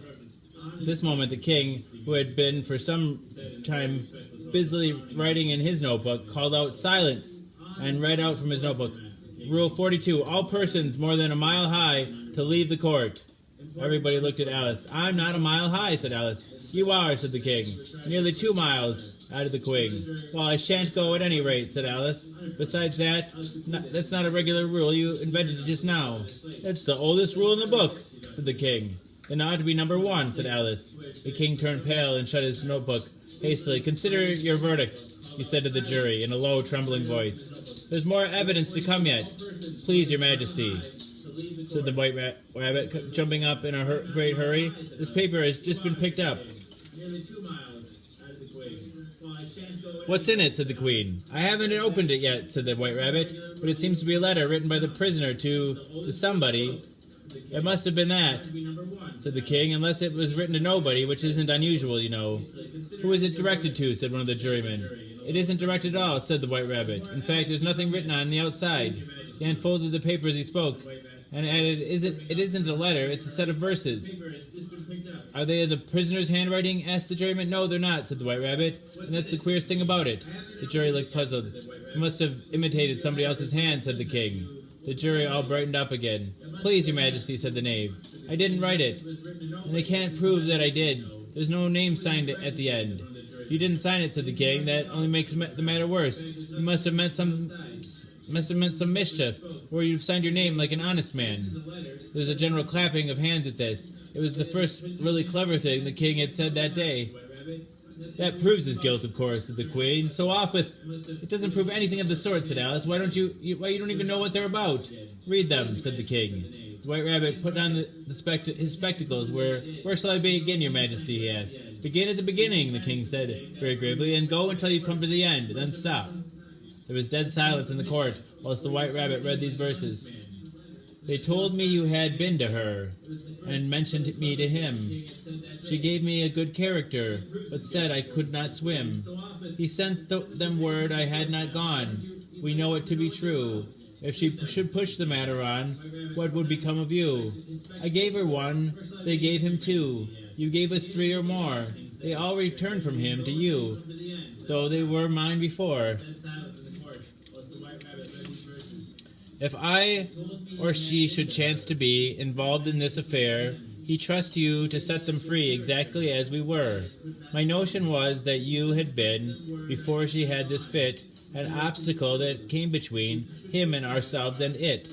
Don't let him know she liked them best, for this must ever be, a secret kept from all the rest, between yourself and me. That's the most important piece of evidence we've heard yet, said the king, rubbing his hands. So now, let the jury. If any one of them can explain it, said the Alice. She had grown so large in the last few minutes that she wasn't a bit afraid of interrupting him. I'll give him 6 pence. I don't believe there's an atom of meaning in it. The jury all wrote down on their slates. She doesn't believe there's an atom of meaning in it. But none of them attempted to explain the paper. If there's no meaning in it, said the king, that saves the world of trouble, you know, as we needn't try to find any. And yet I don't know, he went on, spreading out the verses on his knee and looking at them with one eye. I seem to see some meaning in them, after all. Said I could not swim. You can't swim, can you? He added, turning to the knave. The knave shook his head sadly. Do I look like it? He said, which he certainly did not, being made entirely of cardboard. All right, so far, said the king, and he went on, muttering over the verses to himself. We know it to be true. That's the jury, of course. If she should push the matter on, that must be the queen. What would become of you? What indeed? I gave her 1. They gave him 2. Why, that must be what he did with the tarts, you know. But it goes on, they all returned from him to you, said Alice. Why, there they are, said the king, triumphantly pointing to the tarts on the table. Nothing can be clearer than that. Then again, before she had this fit, you never had fits, my dear, I think, she said to the queen. Never, said the queen, furiously, throwing an inkstand at the lizard as she spoke. The unfortunate little Bill had left off writing on his slate with 1 finger, as he found it made no mark, but he now hastily began again using the ink that was trickling down his face, as long as it lasted. Then the words don't fit you, said the king, looking around the court with a smile. There was a dead silence. It's a pun, the king added in an angry tone, and everybody laughed. Let the jury consider the verdict, the king said for about the 20th time that day. No, said the queen. Sentence first. Verdict afterwards. Stuff and nonsense, said Alice loudly. The idea of having the sentence first. Hold your tongue, said the queen, turning purple. I won't, said Alice. Off with her head, the queen shouted at the top of her voice. Nobody moved. Who cares for you, said Alice, as she had grown to her full size by this time. You're nothing but a pack of cards. At this, the whole pack rose up into the air and came flying down upon her. She gave a little scream, half of fright, half of anger, and she tried to beat them off, and she found herself lying on the bank with her head in the lap of her sister, who was gently brushing away some dead leaves that had fluttered from her face. Fluttered down from the trees upon her face. "Wake up, dear Alice," said her sister. "Why, what a long sleep you've had." "Oh, I've had a curious dream," said Alice, and she told her sister as well as she could remember them, all these strange adventures of hers that you have just been reading about. And when she had finished, her sister kissed her and said, "It was a curious dream, dear, certainly. But now run in to your tea, it's getting late." So Alice got up and ran off, thinking while she ran, as well as she might, what a wonderful dream it had been. But her sister sat just as she had left her, leaning her head in her hand, watching the setting sun, and thinking of little Alice and her wonderful adventures, till she too began dreaming after a fashion. And this was her dream. First she dreamed about little Alice herself. Once again the tiny hands were clasped upon her knee, and the bright eager eyes were looking up into hers. She could hear the very tones of her voice, and see the queer little toss of her head to keep back the wandering hair that would always get into her eyes.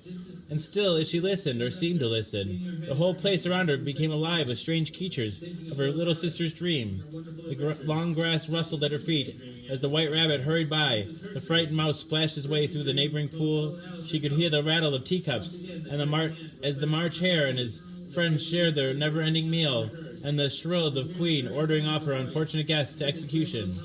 Once more the pig baby was sneezing, and the Duchess's knees, while the plates and dishes crashed around it.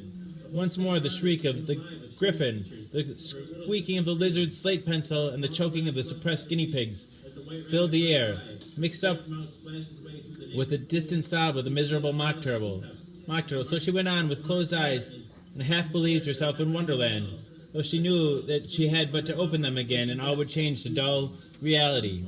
The grass would only be rustling in the wind, and the pool rippling to the waving of the reeds. The rattling teacups would change to tinkling sheep bells. The queen's shrill cries to the voice of the shepherd boy, the sneeze of the baby, the shriek of the griffin, and the other queer noises would change, she knew, to the confused clamor of the busy farmyard, while the lowing of the cattle in the distance would take the place of the mock turtle's heavy sobs. Lastly, she pictured herself how this same little sister of hers would, in the aftertime, be herself a grown woman, and how she would keep, through all her riper years, the simple and loving heart of her childhood, and how she would gather about her other children and make their eyes bright and eager with many a strange tale, perhaps even with the dream of Wonderland of long ago, and how she would feel with all their simple sorrows and find a pleasure in their simple joys, remembering her own child life and happy summer days. Yourself a grown woman, and how she would keep through all her bright years the simple and loving heart of her childhood, and how she would gather about her. Hey, Eminem. But I didn't eat a piece of mushroom or drink anything. There's no doubt about it. You're growing up.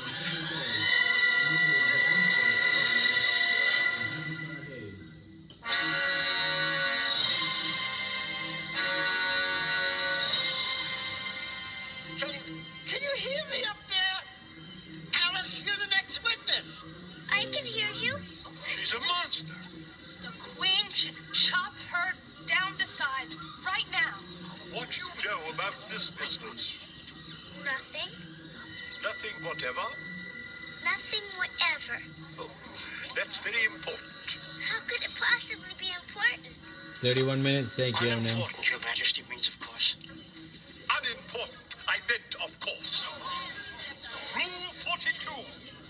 All persons over a mile high are to leave the court. I'm not a mile high. Yes, you are.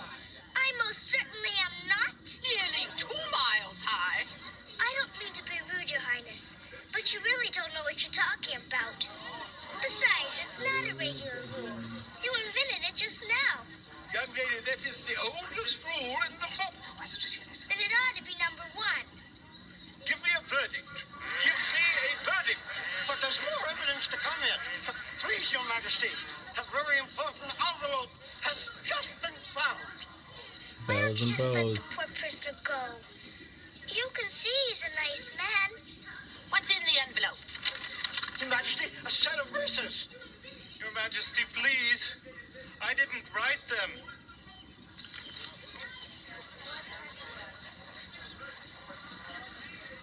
The knave didn't sign them. In fact, nobody signed them. That proves his guilt. Off with his head. Off with his head. It doesn't prove anything. And you really ought to stop yelling off with everybody's head. It's a terrible habit you have.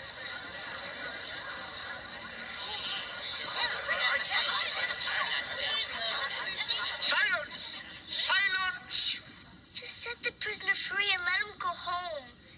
His family probably misses him very much. And one of the worst feelings in the whole world is to be homesick. I ought to know. Give me a verdict. Give me a verdict. How can they give a verdict when there isn't a bit of meaning in this whole trial? Oh, well, if there's no meaning, that saves us a world of trouble. We don't have to try and find any. Sentence first, verdict after. Are you crazy? You can't have the sentence first. Hold your tongue. I will not hold my tongue. Hold yours. Lisa. Off with her head. Off with her head. Get her, grab her, grab her. Off with her head. A smile, is that hope? Off with her head. I'm not afraid of you. You're nothing but a pack of cards. Ouch! Stop it! Stop it! How do I do it?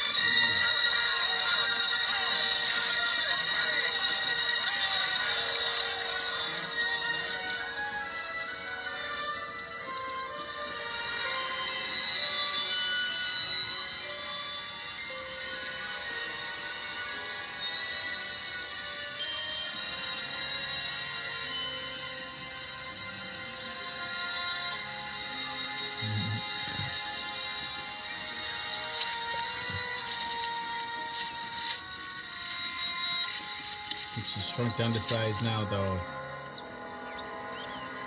They just write out the sister completely out of the book, or out of the movie.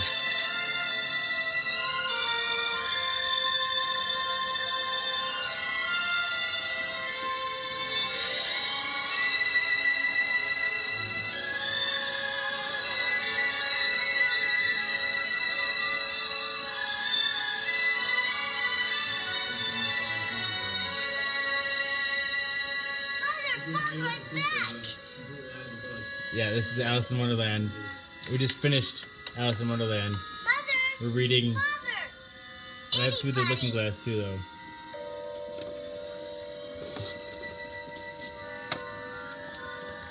I don't know if this is how Through the Looking Glass begins or not.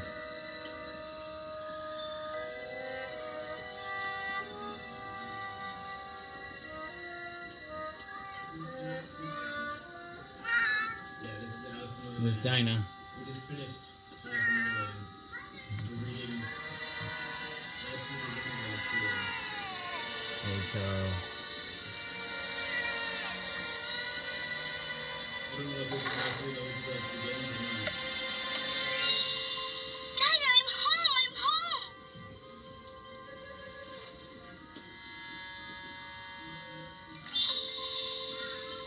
What are you doing on that side of the mirror?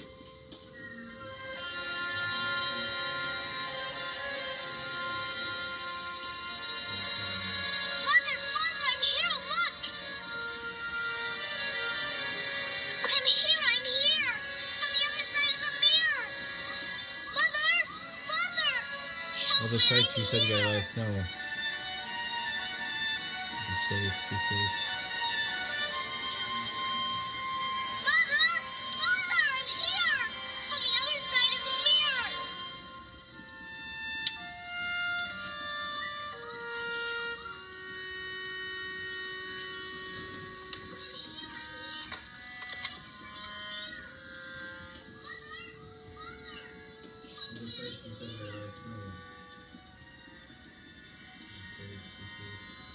Only 1 minute left of this.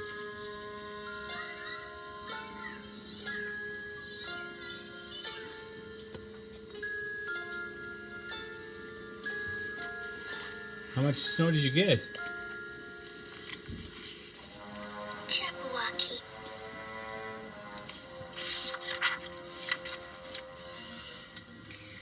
'Twas Brillig and the slithy toes, to gyre and gimble in the wabe. How mimsy were the borgoves, and the moonras out grape.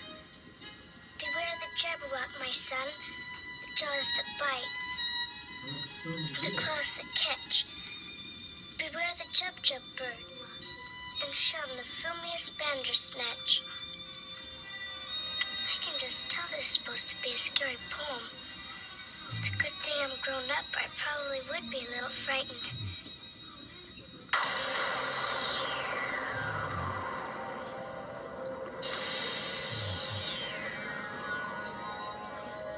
Thunder doesn't frighten me, and I'm not the least bit afraid.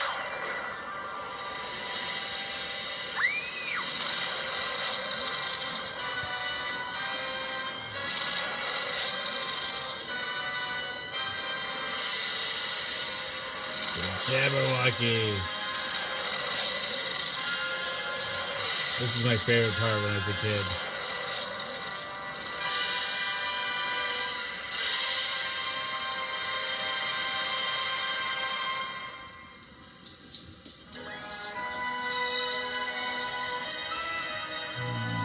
That was fun. Yay.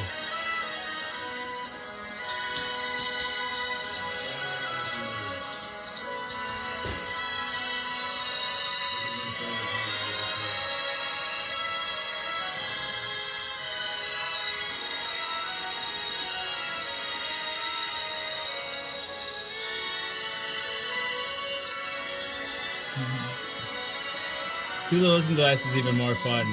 It's got Carol Channing in it. We'll do that tomorrow night.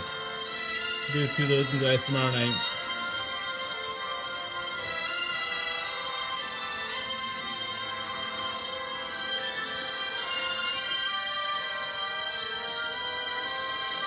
Oh, you're welcome. You're welcome.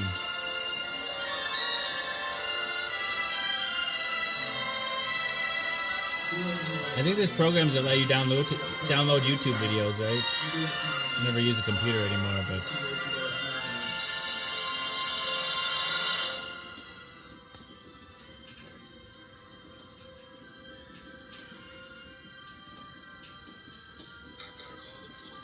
Write thank you notes for the gifts. Apologize to the clown. Email the Shetland Pony Stable. Oh, I gotta take. oh, we'll give a sneak preview tomorrow. I think there's programs that let you download YouTube videos, right? Never use a computer. Since we got time, we'll give a sneak preview tomorrow. This is part 2. We'll read it tomorrow, but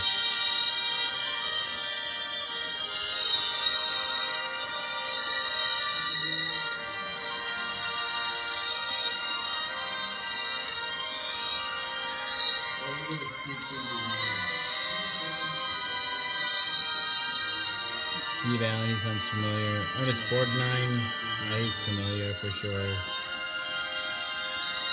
Bill Bridges.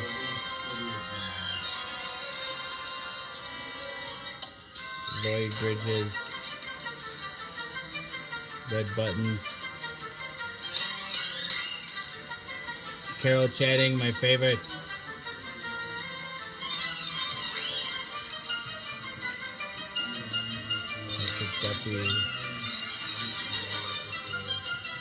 George Gobel, Gourmet, Mary Gregory, Merv Griffin, Ann Jillian Wright, Artie Johnson, Harvey Korman, I'm not sure who that is.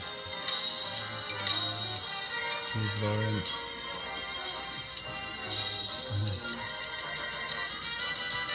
Carl Malden.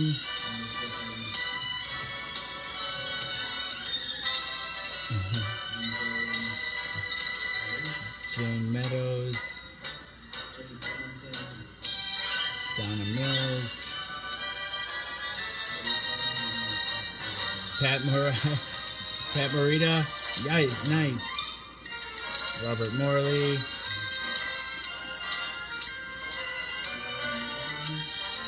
Anthony Newley. Oh, I know that guy. Lewis Nye, the Carpenter. John Stamos. Sally Struthers. The Tiger Lily. Jack Warden. Jonathan Winters. He was in Mark and Mindy, wasn't he?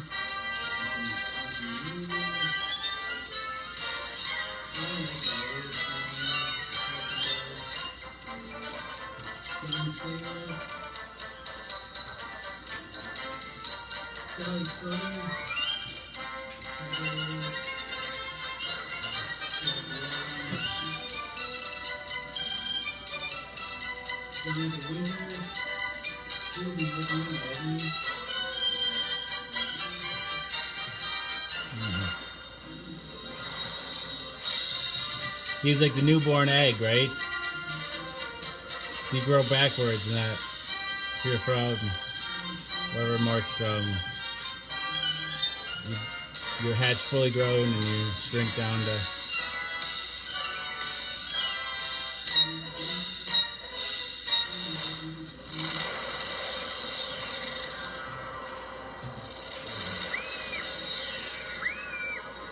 The Jabberwocky!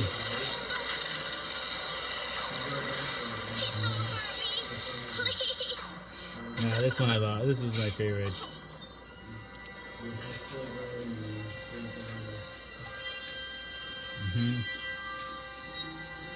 Exactly. Yep.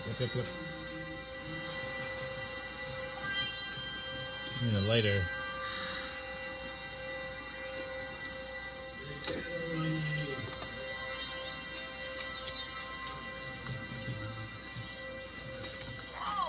Communion.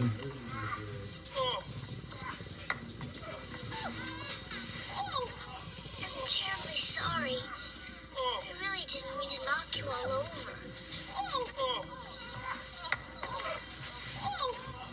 Hello? Hello? You all right, my dear? I think so. Hey, Ken Eddie. Hello? I really don't think they can hear me. To a new one at once. Hello? And they can't see me either.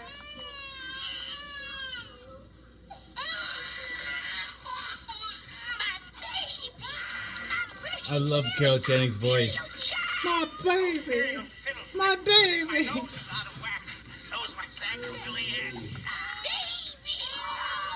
My baby! Dingo ain't my baby!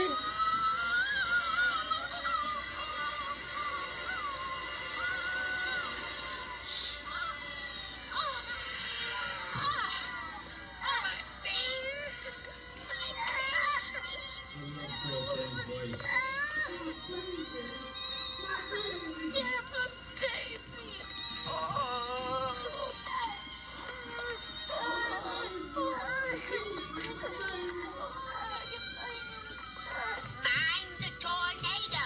What tornado? The one that practically blew Ooh, me fun. up. Be careful. There's really a very strong wind.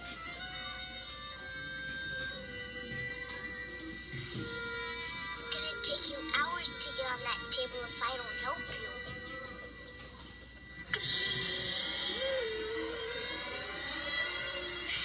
Please don't make such faces. You're making me laugh so hard I can hardly hold you. Red rum! Red rum! Red rum! Red rum! Red rum! Well, I warned you about the tornado. Oh, I've turned cold to the very all the play and no work makes Jason a social scientist. The horror of what just happened to me. I shall never forget. Hello again. Hello. I'll save this hit. They can't see me or hear me. And they certainly won't be able to tell me anything about that terrible monster. can tell you about your Bad monster. rum! Bad rum! Bad rum! Bad rum! You can? I'd be ever so grateful. And you can see me and hear me? Of course. Sneaky. What happened to that monster? Not that I'd want to meet him again. Nothing happened. That monster was the thing you created in your own mind. My mind most certainly did not create anything Ah, like sweet. that. I was simply reading a silly book. Your fears gave birth to it. And until you overcome those fears, little girl, My name's Alice, Mr. Hal. as long as you have those fears inside you, Alice, the Jabberwocky may come for you at any time. Well, I suppose there are some fears inside me. But please, I really must know how to get back through the mirror. Well, don't worry. Why shouldn't I worry? Well, there's always another way back. And there's no point in going home until you're not so afraid of not growing up. Now, wait a minute. I've done a great deal of growing up. And growing down.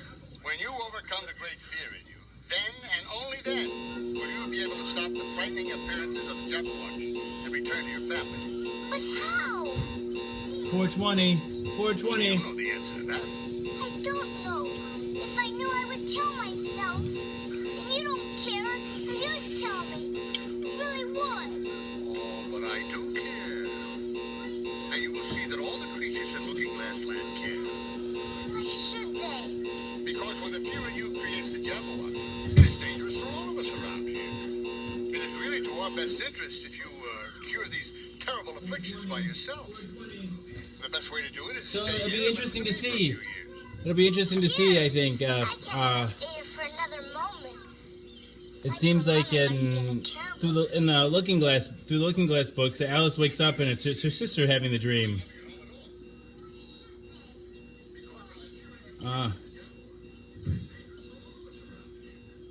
So I wonder.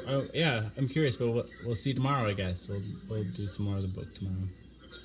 Through the Looking Glass. It'll be interesting to see, I think.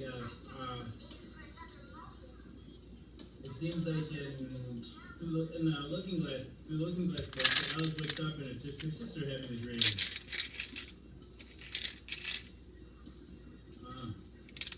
Oh, he's falling down backwards down the stairs. So I wonder, yeah. That's the only part in the movie I don't like. Is where the caretaker, or the bartender, I guess. He was the caretaker in the 20, or no, whenever it was that. Anyway, he lets him out of that room. Like up until that point, it could be, it all could be in his head, you know. And I like that kind of ambiguity. Another shower. Yeah, a couple areas to scrub. Which spots do you think I really need attention? Which spot do you think are my dirtiest spots? Out of that room. Up until that point, it could be, it all could be in his head, you know. Oh, my candle went out. And Dang it to heck.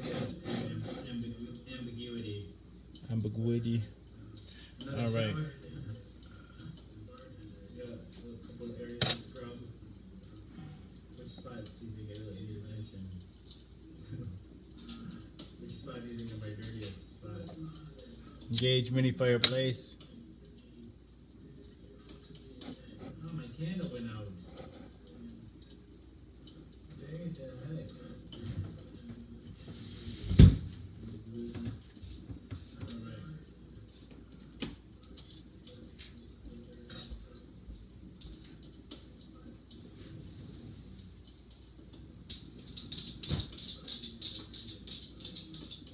Engage mini fireplace.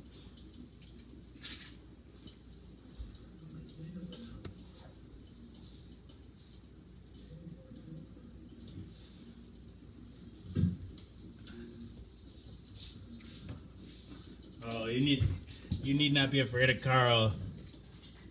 Nobody owns me, Sidwell. Nobody owns me. Dang it to heck.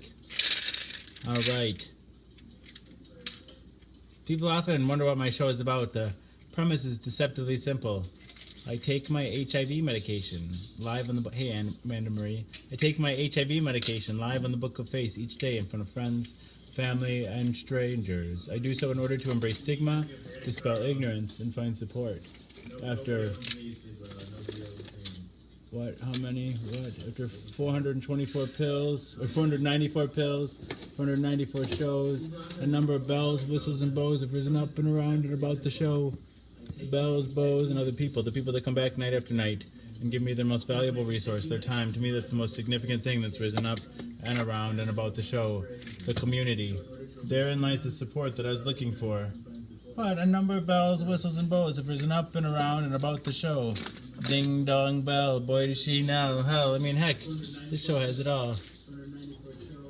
See it, they're showing that lady from the past.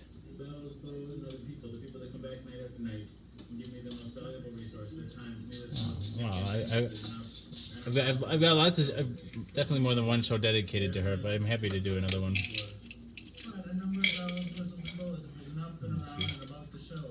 Yeah, I've got saved up here. 1, 2, 3, 4, 5, 6, 7, 8, 9. I've got definitely more than one show dedicated to her, but I'm happy to do another. 12. All right, got 12 backup pills now. It's my backup pill collection here.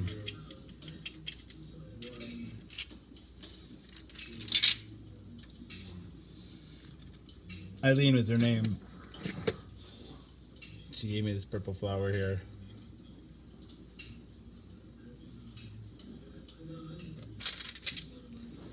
Let's see. Alright.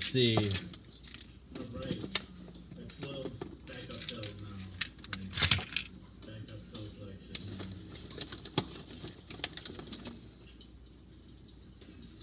After 494 pills, 494 shows, the number of bells, whistles, and bows have risen up and around and about the show. The bells, bows, and other people, the people that come back night after night and give me the most valuable resource, their time. To me, that's the most significant thing that's risen up and around and about the show, the community. Therein lies the support that I was looking for. But a number of bells, whistles, and bows have risen up and around and about the show. Ding dong bell. Boy, is she now. Hell, I mean, heck, this show has it all. I like to say that it is Cloud Atlas, and that it incorporates at least 600 years of entertainment with Edward R. Murrow's radio broadcasts on record and cylinders played on a 19th century Edison home phonograph, along with the nursery rhyme book from my childhood, containing woodcut illustrations from the 15th century. It is, in a sense, also The Matrix. In a previous iteration of the show, I created something I call the Rainbow Tunnel, in which I harness the power of Grayskull and the Eye of Thundera, funneling them through a series of warped nacelles, creating a static warp bubble in a subsequent singularity, punching a hole through the fourth wall, across the multiverse, and into the source. The show now takes place in an echo chamber. Mama brought Sophie a ham bone from the grocery store. It was like this big. It is, in a sense, also The Matrix. In a previous iteration of the show, I created something I call the Rainbow Tunnel, which I harness the power of Grayskull and the Eye of Thundera, funneling them through a series of warp nacelles, creating a static warp bubble in a subsequent singularity, punching a hole through the fourth wall, across the multiverse. I just got it as a present today.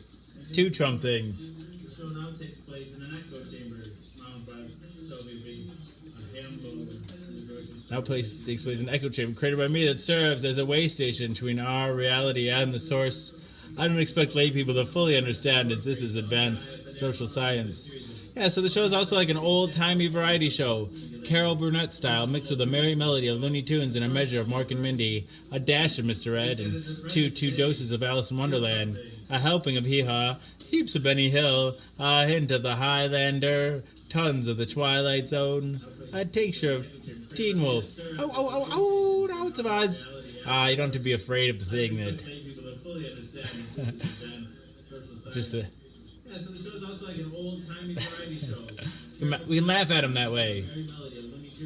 measure of Morgan Media, a dash of Mr. Ed, and two doses of Alice in Wonderland, a helping of Hee-Haw, heaps of Benny Hill, a hint of the Highlander, tons of the Twilight Zone, a tincture of Teen Wolf, an ounce of Oz, a cup of Creep Show, and Castaway, a quart of Quantum Leap, and a gallon of Gilligan's Island. It's a 4-hour show and a 4-hour tour, piles of Pee-wee's Playhouse, a pinch of Peter Pan, and a pound of Popeye. I am what I am, a whole block of Mr. Rogers' Neighborhood, and a ration of the Rocky Horror Picture Show, an undone Benjamin Button, a corny ear of Dumbo, a college try of I Spy, a couple of raw strokes of Bob Ross, spoonful of Mary Poppins, and the full Monty Python. Finally, lumping Rick and Morty with a leader of I Love Lucy in the Sky with Diamonds, and wham bam, thank you ma'am. You've got the show. Everything is out of place and out of time here, including and especially me. Alice will always be pregnant. Harambe will always be ready for Hawaii Fives, the first and the second coming. Will always be risen with the Obamas getting blowjobs from the Woodies, the Supermen, and their boners. Will always be spinsters and seamstresses working the sweatshop. The Twin Towers will always stand with Lady Liberty. You will have their MTV Pig to Fly.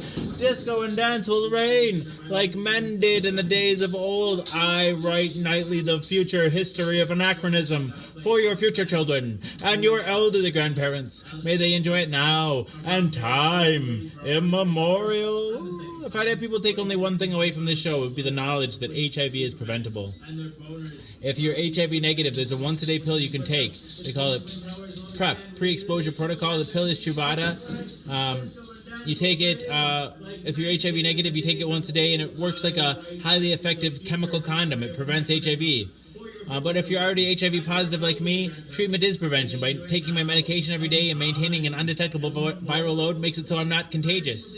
U equals U. Undetectable equals untransmissible. You could fuck me bareback all day long and never catch all day long, and never catch HIV for me. It's a brave new world. The future is now, and it's 1969. Free love, dang it tech.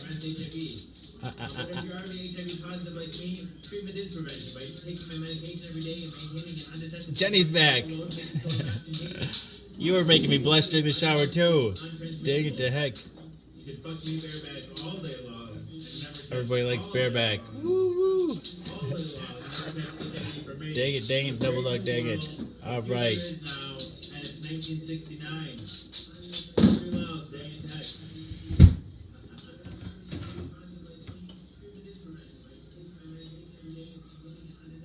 Good night, old friend and new. Good night, old friend and new.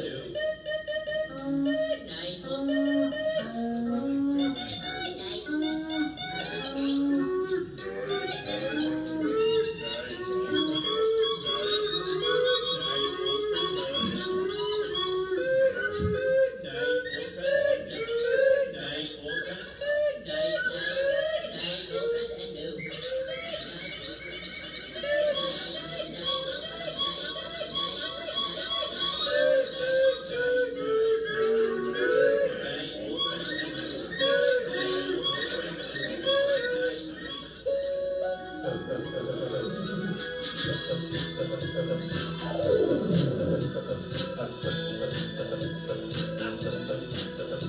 Hey, Amanda Marie.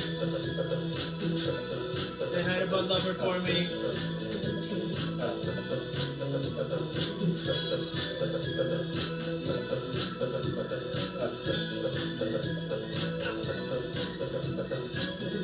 Oh, thank you all for being here. Oh, I love you all so much. Thank you. This has been Jason Is, the Social Scientist. By Mouth Daily, pill number 494. We got just like 5 more pills before 500. 500 pills. Wow. Yay. My goodness. Oh. I forgot to turn on the TARDIS tonight. I'll turn it on for the end. This is the farmer that sowed the corn. That fed the cock that crowed in the morn. That woke the priest, so shaved and shorn. Oh, I gotta get the...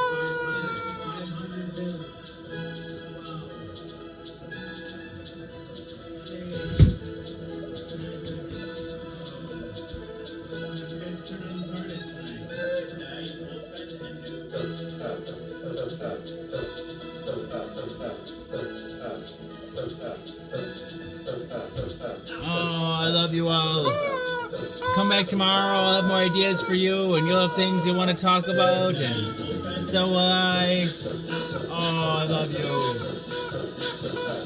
This is the farmer that sowed the corn, that fed the kite, that corn the more, and that woke the priest, while shaving and shorn, that married the man, while tighter and torn, that kissed the maid, all for the Lord, the milk, the cow, the trouble, the kicked the dog, the word, the cat, that killed the rest.